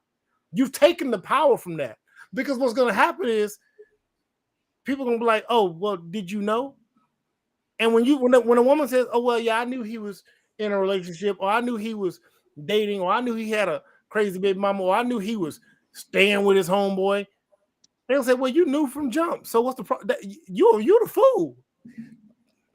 Yeah. So for men, I urge men, if you don't want to come up in none of these, is this your man groups? Just keep it all. Just keep it 100 from jump. And you ain't got you can always come back with, hey, I told her exactly what the situation was. She just mad. She was just hoping that the dynamics would change, and they didn't, and she's in her feelings about it. Stop lying. The other part of that is all it does is puts the guy out there and the other women who are in the group are more intrigued to deal with him. Absolutely. Listen, look, let's be real. I'm just gonna say, listen. If you blow a dude up on social media, women, I promise you one thing and one thing for sure. It don't matter how bad you put that man on blast. Outside of it being he's sleeping with dudes or trans women, or outside of you blowing him up for being down low or committing some sort of sex crime, outside of those two situations, when you blow up a dude, there's a woman that's gonna slide in that DM like, oh my God, his stock. I can't believe she outed you like that. Boy, you need to be careful. You know, you gotta be careful about these ones. See, I'm a woman, I know how to keep my mouth shut. That woman is waiting. There's always that woman waiting. See, you gotta fuck with you a real one. That's how they show up. You gotta fuck with you a real one. You gotta fuck with one that know. You gotta fuck with a woman that know her place. That's what they tell you. And they do like this. They do the snatch. They talk with the snatch. You gotta fuck with a woman that know her place. See, I know my place. You gotta see. That's what's wrong with y'all. Doing that snatch way too good, sir. Yeah, hey, I know it's the gay in me. You know what I'm saying? Hold on, how do they do it? I actually had Morgan and Matrell because they used to do this all the time. I'm like, what the hell is that? What is that? So I'm trying to figure it out. But for real, like any of that stuff, man, like you can save yourself a lot of heart, and those women will come to you like, hey, you got to find you a woman that know her role. They'll say that you got to fuck one that know her role, know how to play her position. They will come. So when y'all blow these dudes up, y'all air them out. There's a whole bunch of deals that come his way just like that. Fellas, if you ever been blown up, fellas, if you ever been blown up, I'm gonna tell you what inboxer checks. Hold on. Go to Messenger, right? Hit your message. Go up to that left top hand corner, hit that chat box. It says chats. You hit that. Go in there and look down it. Go look at message request. And if that little and if that thing got a whole bunch of extra messages in it, just click it. It's a whole bunch of strangers in there trying to tell you how to run your life, and more than likely some willing participants. I'm just saying, just keep it real, man. Stop lying out here. That's why these doing. That's why these other ones. I want to play the rest of the video because she does give some good information in the event you are a dude and they are actually lying on you. She gives some good information about that. And put an end to the false accusations. The first step, and one of the most important steps, is to secure a screenshot of the false statements. If possible, make sure the screenshot includes the entire post and comments. If you are being posted about in one of these groups, you are most likely not a member, so you will need to rely on someone inside that group to send you proof of the post or comments. If the person providing the screenshots to you can obtain the post URL, that would be extremely helpful as well, for reporting or removal purposes down the road. Don't forget to capture the URL for the Facebook profile or profiles that are posting about you. The more information you can get, the better. If you know who is posting about you, you may be inclined to reach out to this individual and confront them about their statements. This may do more harm than good, especially if you are considering taking legal action. It's best not to contact this individual and instead have a legal professional take over any communication efforts with them. If you are considering taking legal action, document a timeline or write down your own account of what happened if this person is accusing you of unlawful behavior. Finally, create a list of possible witnesses that can help refute false claims and actual evidence in eyewitness testimony. If you hire an attorney to assist you, this information will be helpful to your case. There are several legal remedies that may be available to you if you find yourself posted to one of these groups. For the cases where the photo is using a copyrighted photo of you, sending a DMCA takedown request may be an effective tool to get this type of content removed. But keep in mind, this will only remove the photo and not the actual post or comments. In order to submit a successful DMCA takedown request, you will need to have the screenshot and the direct link to the post. If you know who is posting false statements about you, sending a cease and desist letter or retraction demand can be an effective tool to get content removed, but they are not legally enforceable and do not always work. These types of letters put the person on notice that what they are doing is unlawful and request that they cease engaging in the behavior. If after sending a cease and desist letter, if the post has not been removed, the next step may be to file a defamation lawsuit against the poster to compel the removal of the content. If the person is using a fake account to make the statements and you're not sure who is responsible, a John Doe lawsuit can be initiated to try to figure out who is behind the fake account. When it comes to removing this type of content from Facebook or taking any type of action against these types of posts, we recommend working with an experienced attorney who can discuss the options and remedies available to you. And that's it for this video. While finding yourself defamed or posted about in these groups on Facebook can be distressing, Man, it's rough out here, man. Just stop lying, dudes. All in all, whatever you're doing, stop lying. If somebody lying on you, handle that business. You know what I'm saying? But my ex-husband tried to sue me for a Facebook post. You said what? My ex-husband threatened to sue me over a Facebook post. I've known. Okay, in all seriousness, I was dating a woman whose ex-husband, literally, she had to go get lawyers on and file defamation. He literally created an OnlyFans, not an OnlyFans, a back page. I think it was that time. He created a back page. He created a all kind, like he took their photos from when they were married, and she would dress up for her husband, trying to do the wifely thing. He took her photos, put them on a site, and created basically an escort site with her name on it, and just went berserk. And he was trying to get her fired from her job. She spent about $30,000 on an attorney to get that stuff shut down, to get it scrubbed off the internet. Like she had to, Chef, you know, it ain't cheap to get something scrubbed off the internet. It costs. You got to get people involved in that. You got to go get a programmer. You got to go get a forensic. What do y'all call them? Forensic. Forensic engineer. Well, yeah, not forensic engineer. It's a I know what you're talking about. I can't. It's forensic something. I can't remember. Yeah, it's very costly. Like they gotta essentially create software to go find your stuff anywhere and everywhere possible on the internet. So imagine somebody got to build a program to search out what's about you on the internet and get it. Now, when she sued that's how Prince kept his information off the internet for so long. Now, what happened was when she sued, she sued her ex-husband. He couldn't lie about it. They showed up.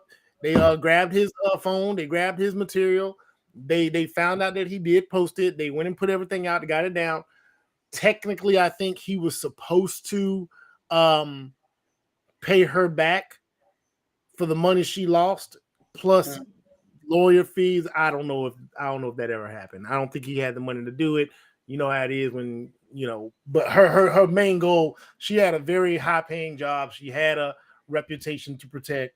She could not risk just going to her executives and saying, hey, my ex-husband is just tripping. That is going to lead me in to the next subject matter. We talk about online reputations. A teacher loses her job due to having OnlyFans. Is that necessarily fair? I want to play this segment up here because it's about more than the teacher. But is that fair or foul? The economy tonight and gas prices now at an all-time high in this country. Inflation is taking a big bite out of Americans' everyday budgets. People are also paying more for food, clothing, and furniture. With inflation hitting records, some workers are taking up 2 or more jobs to make ends meet. Some are selling and posting their photos and videos on online platforms as a way to supplement their income. But now there's a recent and concerning trend. They're losing their day jobs because they do sex work on the side. In 2020, a 24-year-old car mechanic lost her job with an Indiana Honda dealership after her bosses found out that her colleagues were allegedly watching her OnlyFans content at work. And recently, a 22-year-old OnlyFans content creator posted a TikTok saying she lost her nursing job after her colleagues allegedly watched her OnlyFans content, also at work. Like, why are you letting me go? And she said, it came to my attention of what your main income is and what you do online and how you're this big social media person.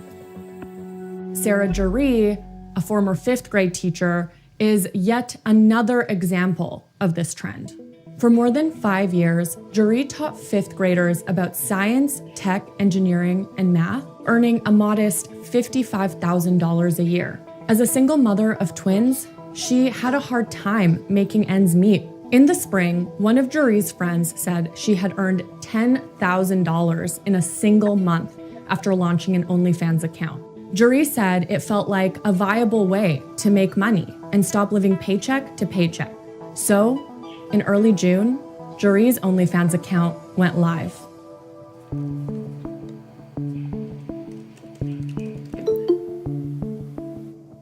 Hey, Sarah.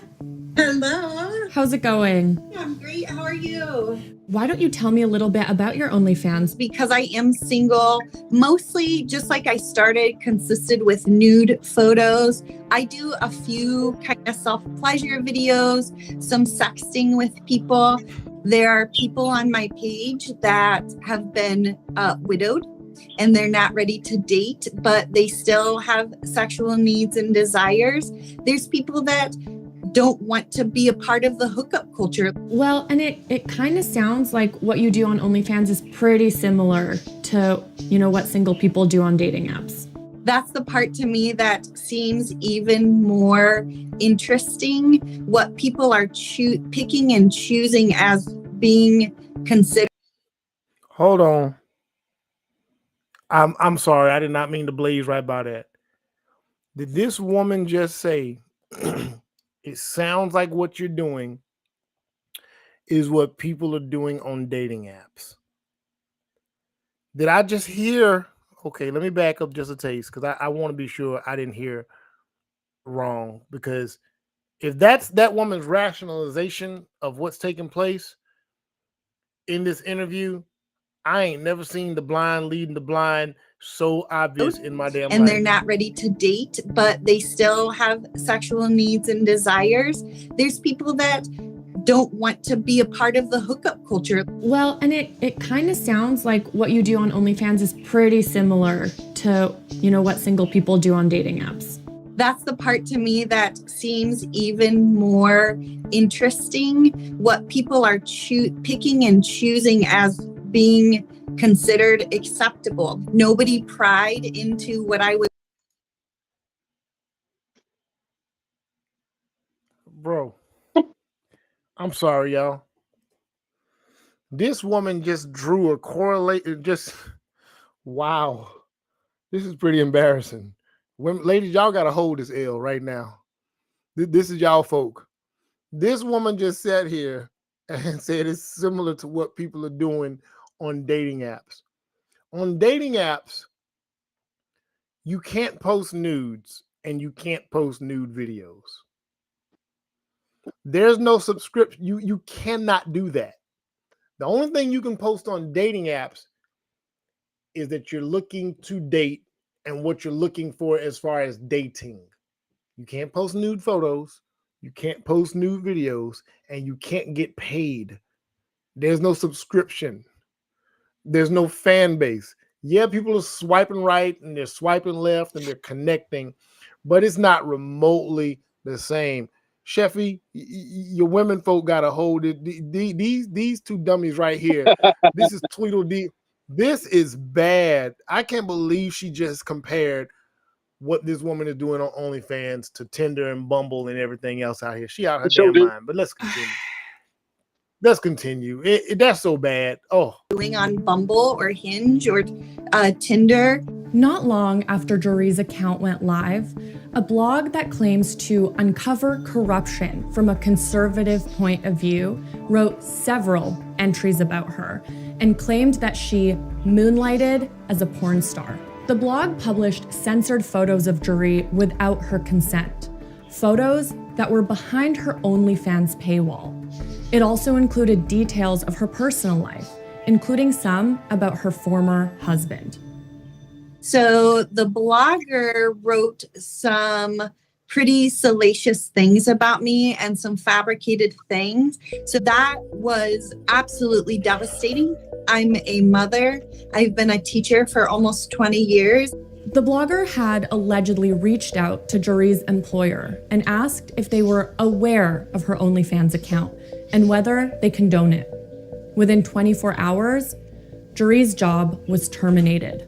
In her termination letter, the employer wrote, "These photos pose a real and immediate risk to the reputation or business dealings to Starbase Indiana Incorporated."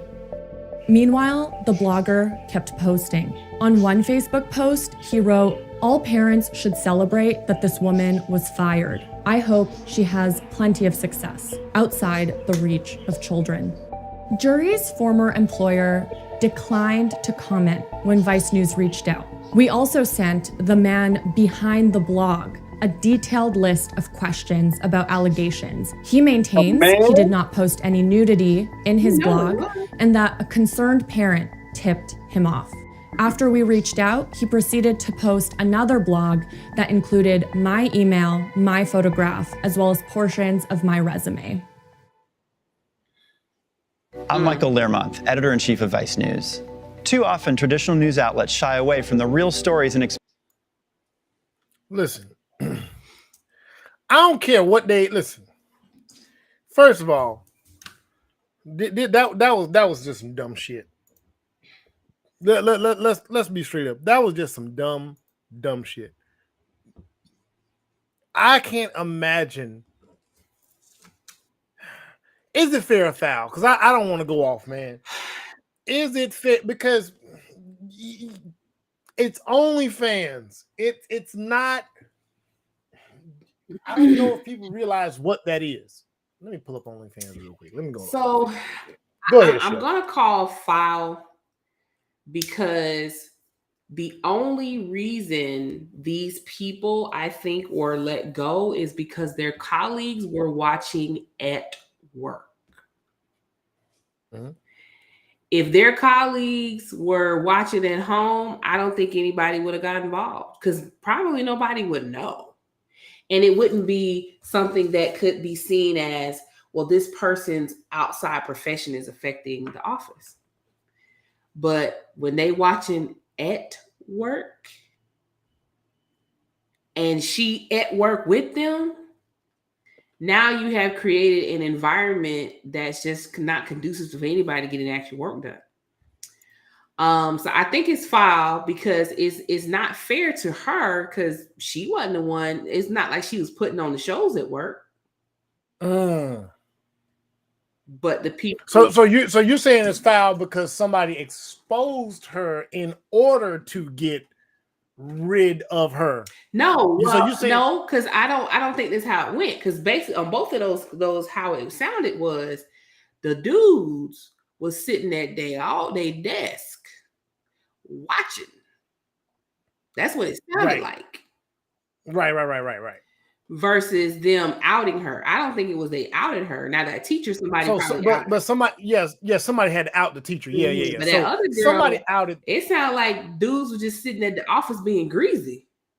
And I didn't realize how many people actually sit at work and watch porn until like maybe a couple of years ago when somebody was talking about it. And I'm like, really? Like, this is what y'all do? Like, y'all ain't got no self-control? That's wild as hell. That first of all, that's wild as hell. For anybody, like, man. So look, I'm gonna say this. It is greasy for a person. To me, it's greasy for a person to, if they become aware of your OnlyFans, to throw you under the bus. I wouldn't do that. I'm not gonna do that. I wouldn't do that to somebody. However, the employer, if it's brought to their attention, however it's brought to their attention, whether they stumble on it because one of them is a fan, whether they stumble on it because some guys at work is just having too much fun at lunch, you as a person that has an OnlyFans, that's on you.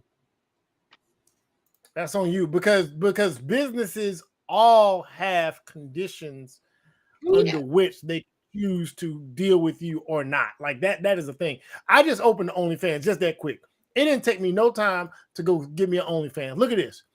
Right now, this is what it is. So you can literally, like, I don't know what I'm doing, but I have an OnlyFans, but I don't have explicit content on it. Yeah. I don't have any content at all on here, but I'm just right now. I'm just a person, so I guess all I gotta do is click on this right here. And this woman, Anya or Lala or Jake, this is there. Mm-hmm. So if this person is here and they're a teacher somewhere, and they like, you can't be mad at losing your job if it ever comes down to that. So that's where I think it's fair. But it's the content that's there, like her, like them pictures. I don't see her being completely nude. If she was completely nude, I kind of that woman. No, she said she did some. She said on her page she does some right. She did pleasuring and yeah sex work and stuff. I can understand. But what was her name? Let me go find her. Sarah something. Sarah. Let's go see. Let's go. Jules or something. I can understand if the OnlyFans account has explicit stuff, and most contracts in a business have morality clauses. Right. But simply just having an OnlyFans isn't the same thing. I don't think just having one for sex work in the beginning at all. Right. OnlyFans is supposed to be what the next level of YouTube. It really was supposed to be something similar. You know, that's what OnlyFans was supposed to be. So Yeah. I wish somebody would say something to me about having an OnlyFans. First of all, ain't nothing on it, and it definitely ain't nothing on their section. See, look at this one. This one is just boiling water or something. You know what I'm saying? It look like it has a bunch of other stuff on it. Obviously, it ain't just that. However, hey man, if you lose your job, because I mean, to me, it's no different than anybody that posts anything on social media. You make certain kind of posts about certain kind of subject matters with certain kind of language, with certain tones, and your employer finds out about it, or somebody you're doing business with, they don't want to deal with you anymore. It's well within their rights. At this point, it should be expected. Yeah, it should be. You're right. Like you can't be a professional and be associated with because it no matter what the intentions of the site was originally, it is what it is now. Right. And what's associated, it's associated with sex, nudity, pornography. So no one has to go and actually find your video. It's just enough for your name to be associated with that. Right. To land you into or get you kicked out the door. Because companies have the right or employers have the right to protect their image. Right. So, and somebody commented that it's about potential lawsuits, and you got to consider that all it takes is the wrong family. You know, in the United States, you know, it's becoming that you can sue about anything and everything. All it takes is one person with just a little bit of money and time to say, I want to sue this school because my kid is being taught by a teacher that has explicit content on OnlyFans. Mm-hmm. You know what I'm just saying?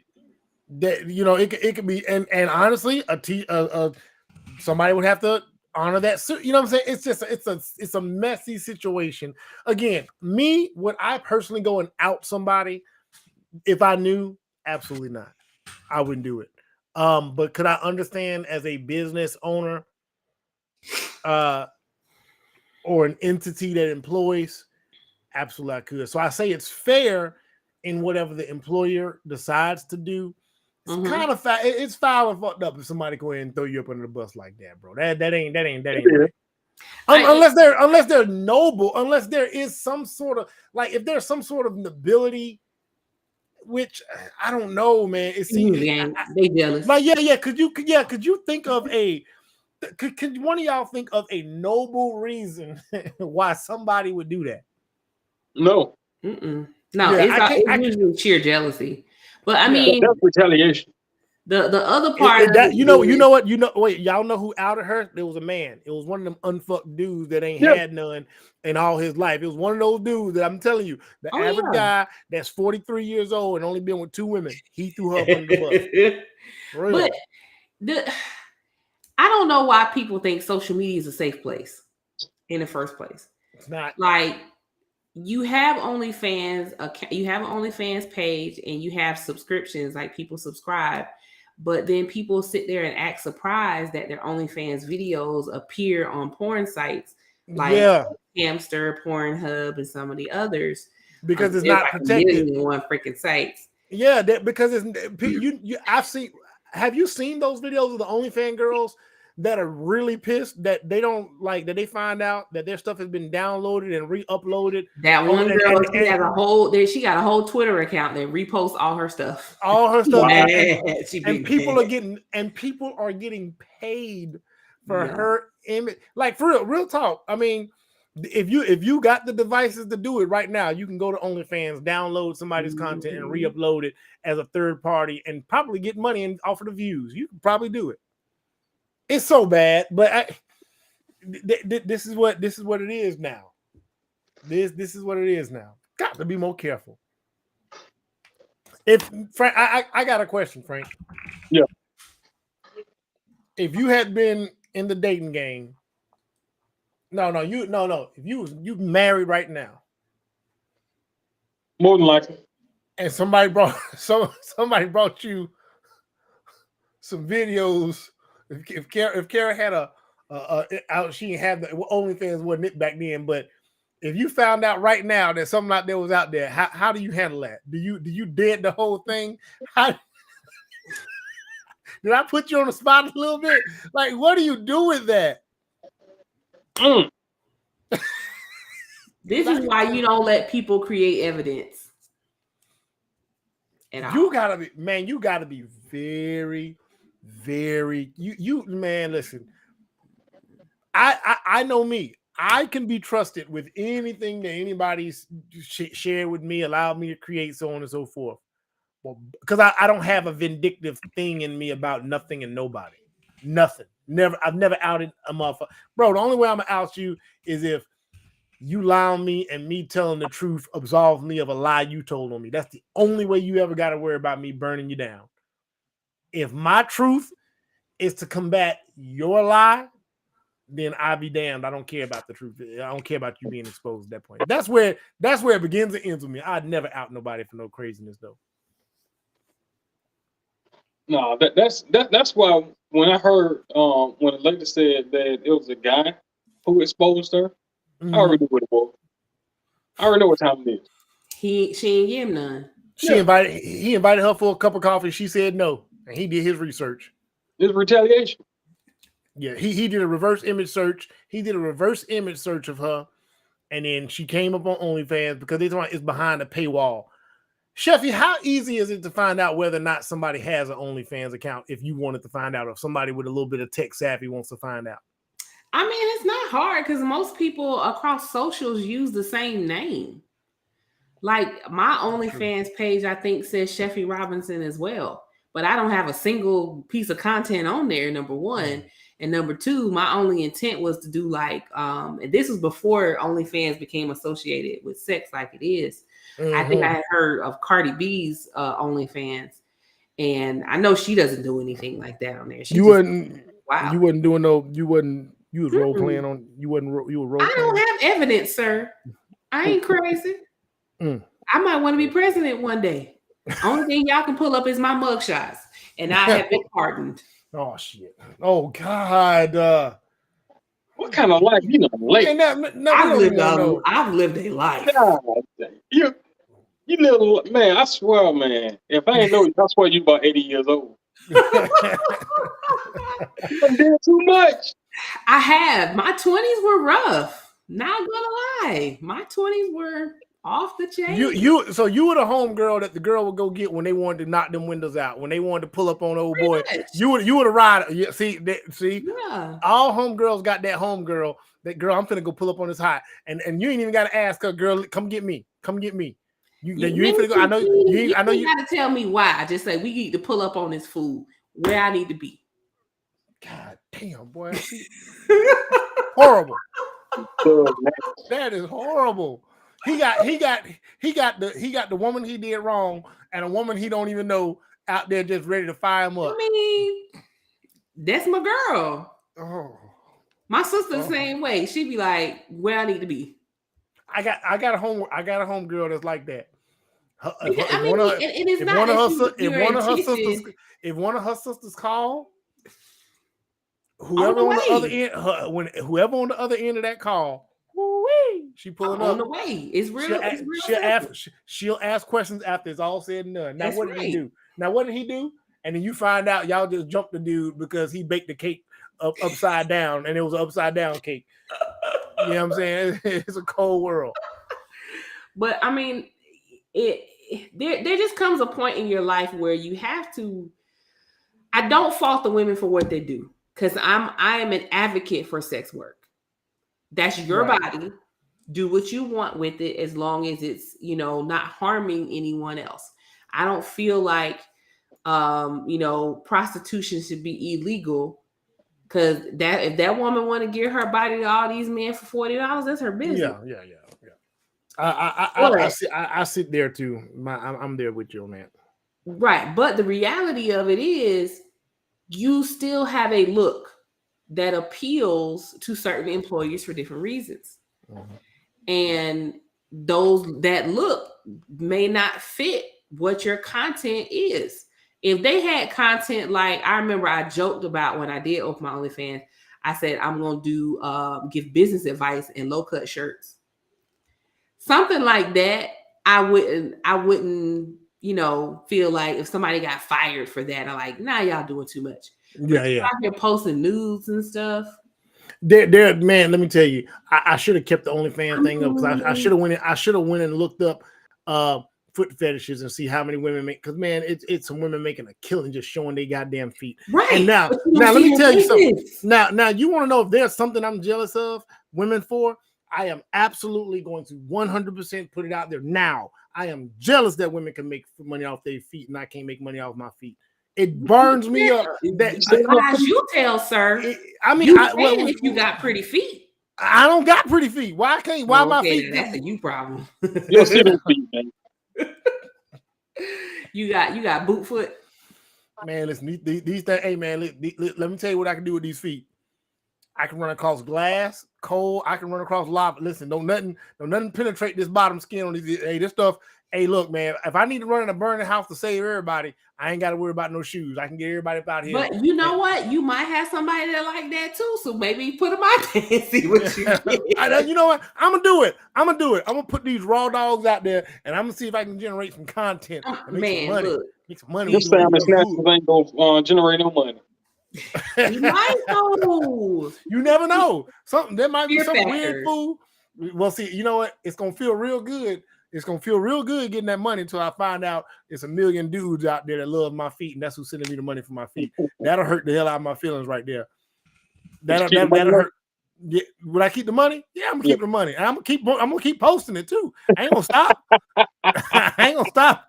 Hey, look, them dudes want to pay to see a straight man's raggedy feet. Hey, bro, pay me. Run it. Shoot, it ain't gonna hurt my feelings. It ain't gonna hurt my wallet. This is help. That's what I'm talking about. But yeah, man. The people who make the money on OnlyFans are the top 20% average creator males. Average creator makes around $400 a month. Damn, that's it. And that's it. I mean, I wonder how many hours they putting in to make that $400 a month. Yeah, that's a lot. Just get a part-time job. Because them women is making part-time job. 40,000. Yeah, so from what I understand, now look, that documentary where that lady put it on there, and I'm gonna move to the last topic after this. She was saying how she started off making. She said, "Man, I made 30,000 in one summer." She said by the fall, she wasn't making even a tenth of that because with OnlyFans, when you start doing the risque shit, you got to get more and more explicit. You gotta keep ramping it up. So she said she jumped into it doing basically porn. So it could only get like she needed to go way extreme. She said her friend told her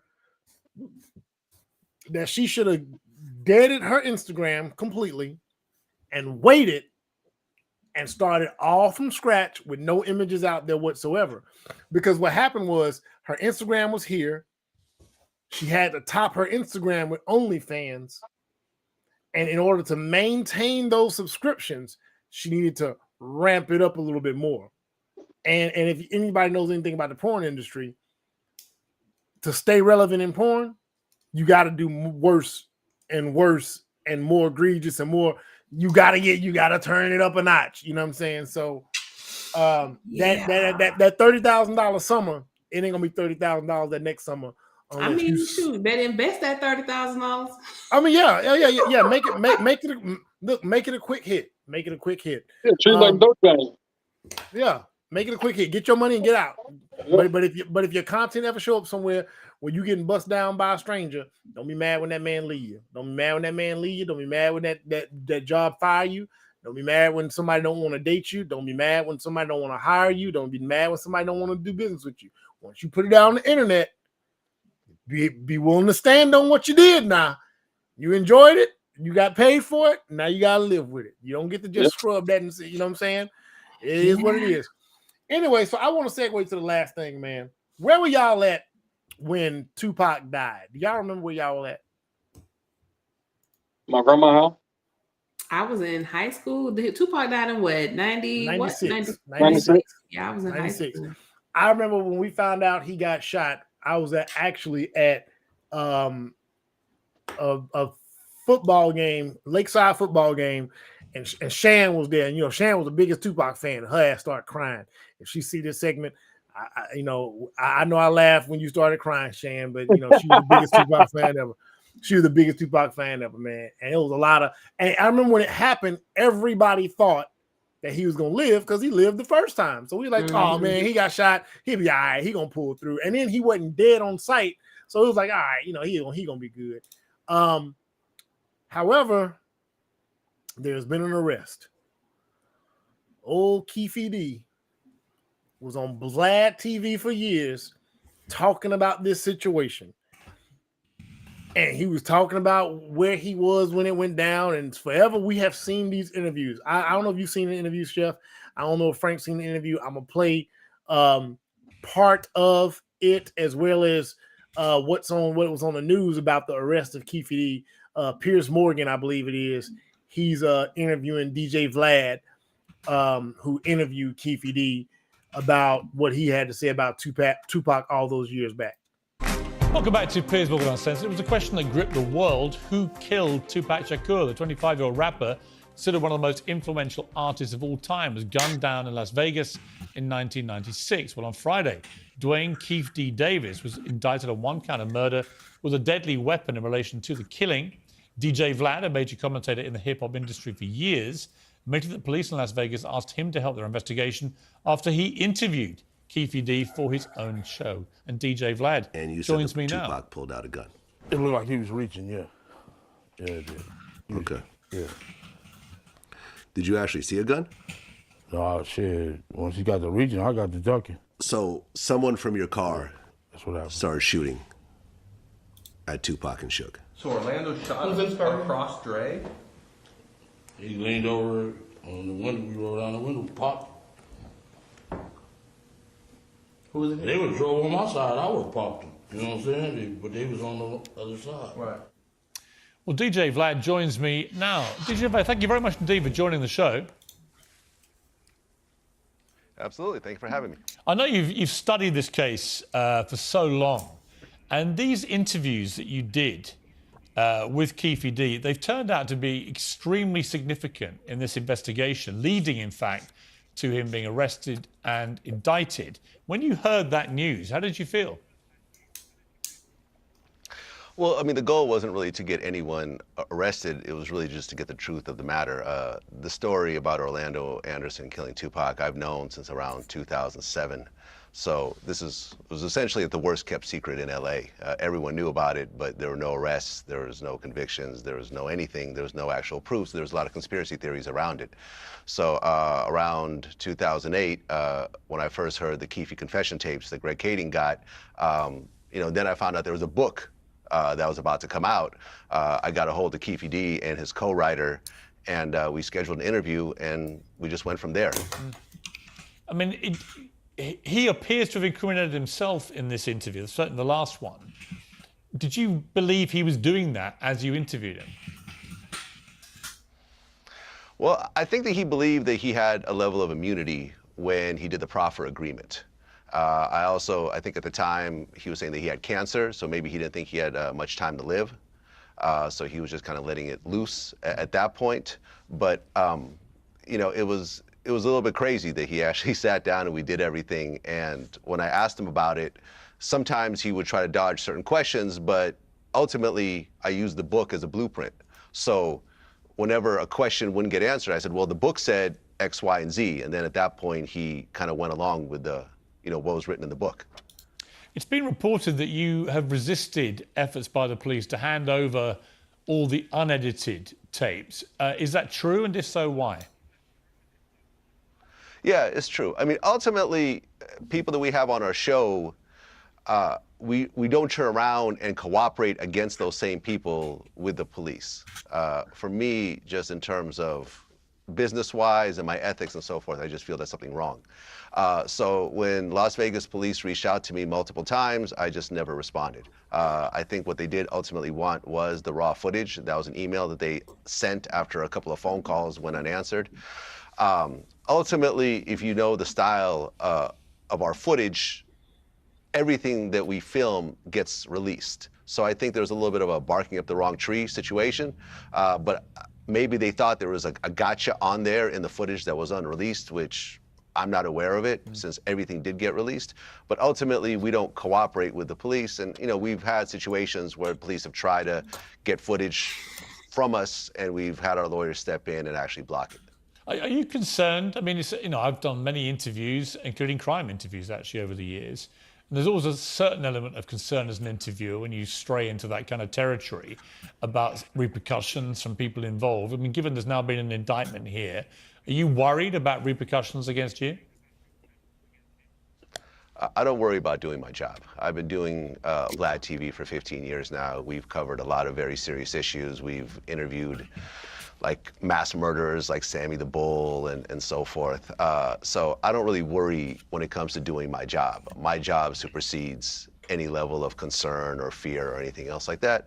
And ultimately, you know, if I ever feel there is a situation where there might be some danger, I always move with armed security. You famously a very big fan of Tupac, as of course millions of people were, and it remained one of the great mysteries about this. If it turns out that your interviews have helped lead to solving this mystery, will you feel a sense of closure for Tupac and his family? Well, I mean, for me, the closure came 4 years ago when I did the interview. There was a lot of conspiracy theories when it comes to Tupac. There was that, you know, Suge had him set up. There was the government did it. There was the first responder had a body that he switched. The Tupac is living in Cuba somewhere. There's a lot of crazy theories out there. So for me, when I did the interview 4 years ago and we went through the entire story, you know, really Keefe D's entire life story, but really leading up to what happened from Orlando getting jumped at the mall to, you know, the next few steps to them going to Vegas to what happened, you know, during the fight to what happened afterwards. That essentially told the story. Yeah. You know, I've been saying for years that I solved the Tupac murder. Right. You know, when it comes to the family, I've had various family members reach out through people to say they're very happy about it. But the thing about it is, you know, I know people that were very close to Tupac's mother, Afeni Shakur, and they all told me that while she was alive, she did not care about the police solving this case. The Shakur family had a very, you know, bad relationship with the police. Vlad, we've run out of time. Afeni was even pregnant. I'm really sorry. I'd love to have done more of this. Thank you very much for a great interview. I've been following you for. So essentially, this dude Keefe D done talked his own damn way into being arrested and possibly indicted. He just had to come and tell what he knew. And essentially he was in the vehicle. He wasn't the shooter, but he was in the vehicle with the shooter. One, does it matter that he's arrested? And is it about time? Like, has the culture moved beyond actually caring about what actually happened? I think so. I think so too. I think so too. I think we're not gonna get him back. You know, nobody's gonna get a settlement. Nobody's gonna get an apology. I think the biggest lesson in this, y'all dudes out here snitching on y'allself these days.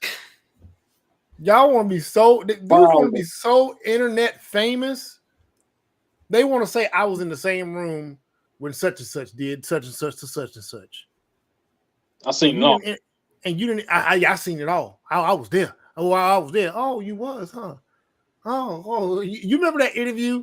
You remember that interview in the last Spider-Man movie when they got Ned in there and they started asking Ned all the questions? And he's like, so what did you, he said, and the dude said, so how did you feel when MJ came to you and told you that Peter Parker was Spider-Man? And he said, wait. I knew before she knew. And I used to be, and he just started telling on himself, I'm the guy that helped him find this. I'm the guy that did this. I'm the guy that he said, so he said, oh, okay. So you're the man in the chair. And he said, yeah, I'm basically the man in the chair. He said, oh man, half my guys the man in the chair. So basically you're saying you played you were a partner in all of Peter Parker's vigilantism. And he stopped real quick and said, I think I need a lawyer. That's how these dudes clout chasing in this day and age. It's getting folks fucked up out here. It really, really is. I would say this. I'm gonna let y'all. Yeah, I'm gonna let y'all have this. If you as an individual are genuinely concerned about a situation and you want to speak on it publicly, I have no issue with that, man. I don't care what it is. Because remember, we spoke about the young fella that you know, my family knew, who got arrested, the cop in Atlanta who got arrested for what he did or what he was accused of doing to that girl. So I don't that's not a clout chase. That was close to home, but we've talked about predators and we've talked about that stuff, right? And so it was close to home, but it was just the subject matter was this is how close some of this stuff be. So if you have a genuine concern and you want to speak on something, by all means. But goddamn, this clout chasing and the saying I was there, I knew this person, we used to roll together. When he did this, I was. Come on, man. It cannot be worth the money. Whatever Keefe D got paid, if he was paid by Vlad to do that interview, I guarantee you it ain't worth it now. And I guarantee you Vlad ain't finna give him no money for no lawyers to get out of this damn situation. Man, no. Child, when will these fools quit going to Vlad? They not. He gets like so many Vlad is an views. op, y'all. Vlad is an op. A lot of people believe that. A lot of people believe that. Jesus. Y'all got to be validated by this man. But like even if he's not acting as one, what the questions that he asks that those dummies don't have the capacity not to answer. I've seen interviews when a question was asked one way wrong by one person, the interviewee gets up and walks out. Who was it that interviewed Tom Brady that time? They said something, they asked Tom Brady something on an interview. I forget what it was on. Tom Brady said, "Well, you have a nice day." I don't know what they asked him about. I forget what it is. If anybody watching this remembers Tom Brady getting up and walking out of that interview, I don't know what they asked him. Homeboy got up, took off the mic, and was out. I'm gone. I told you not to go there. You went there. I'm out. But these people want some recognition so bad because his platform is so big that they put themselves in position to be indicted for some shit. And relevancy has always been a drug. Yeah. But these days, it's been laced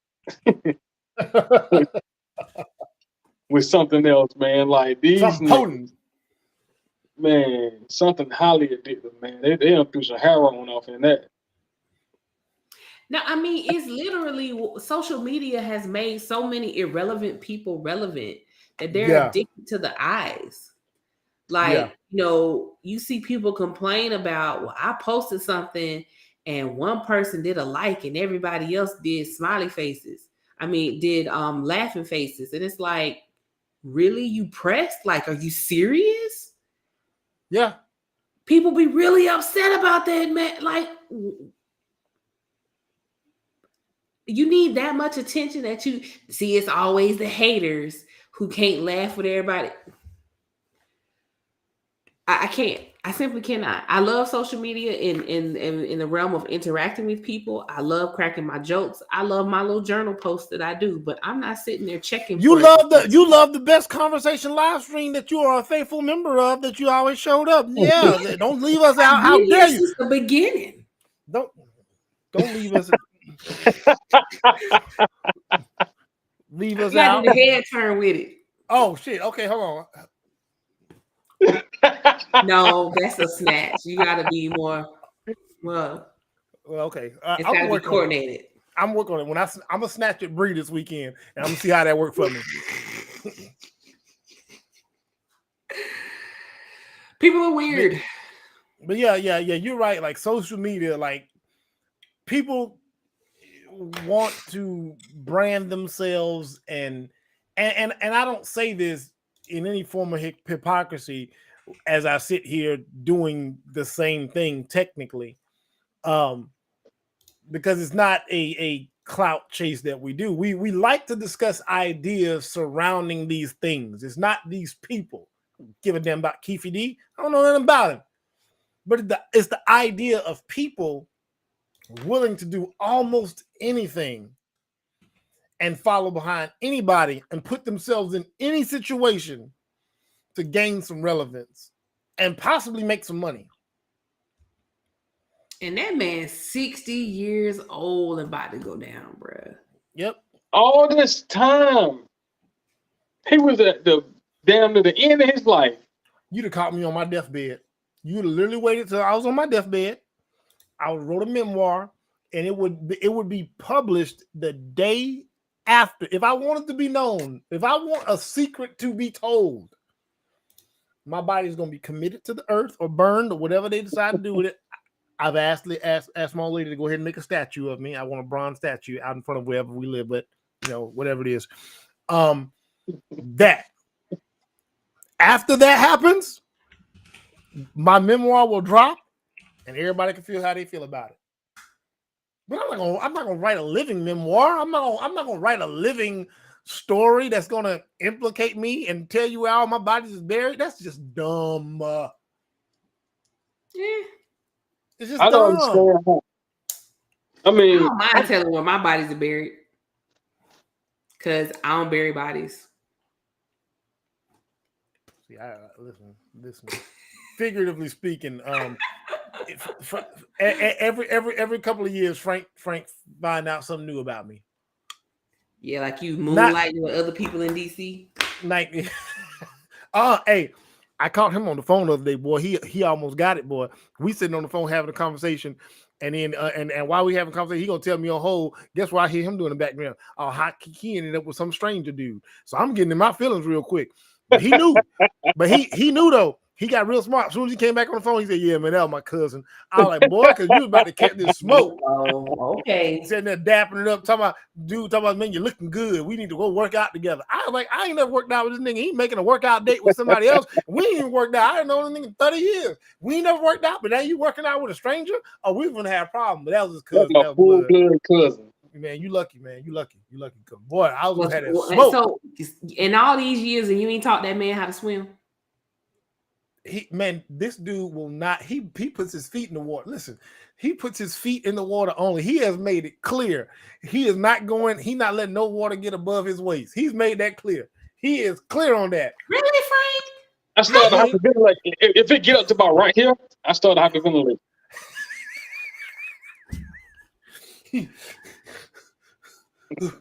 And his arm too big for floaties. His ass would be. His ass would be the one out there with some SpongeBob floaties on, but his arms too big for the floaties. What if the wife fall in the water? You ain't gonna get her? She can swim. She from an island. She better not swim. But what if she's impaired and can't swim? Help. God damn. Hey. You had to think about it for a second. Yeah, you better learn how to swim. Everybody should learn how to swim. With your walk in Christ, water is cleansing. Water is important for your soul. Yeah, man. You need, boy. That's why I shower.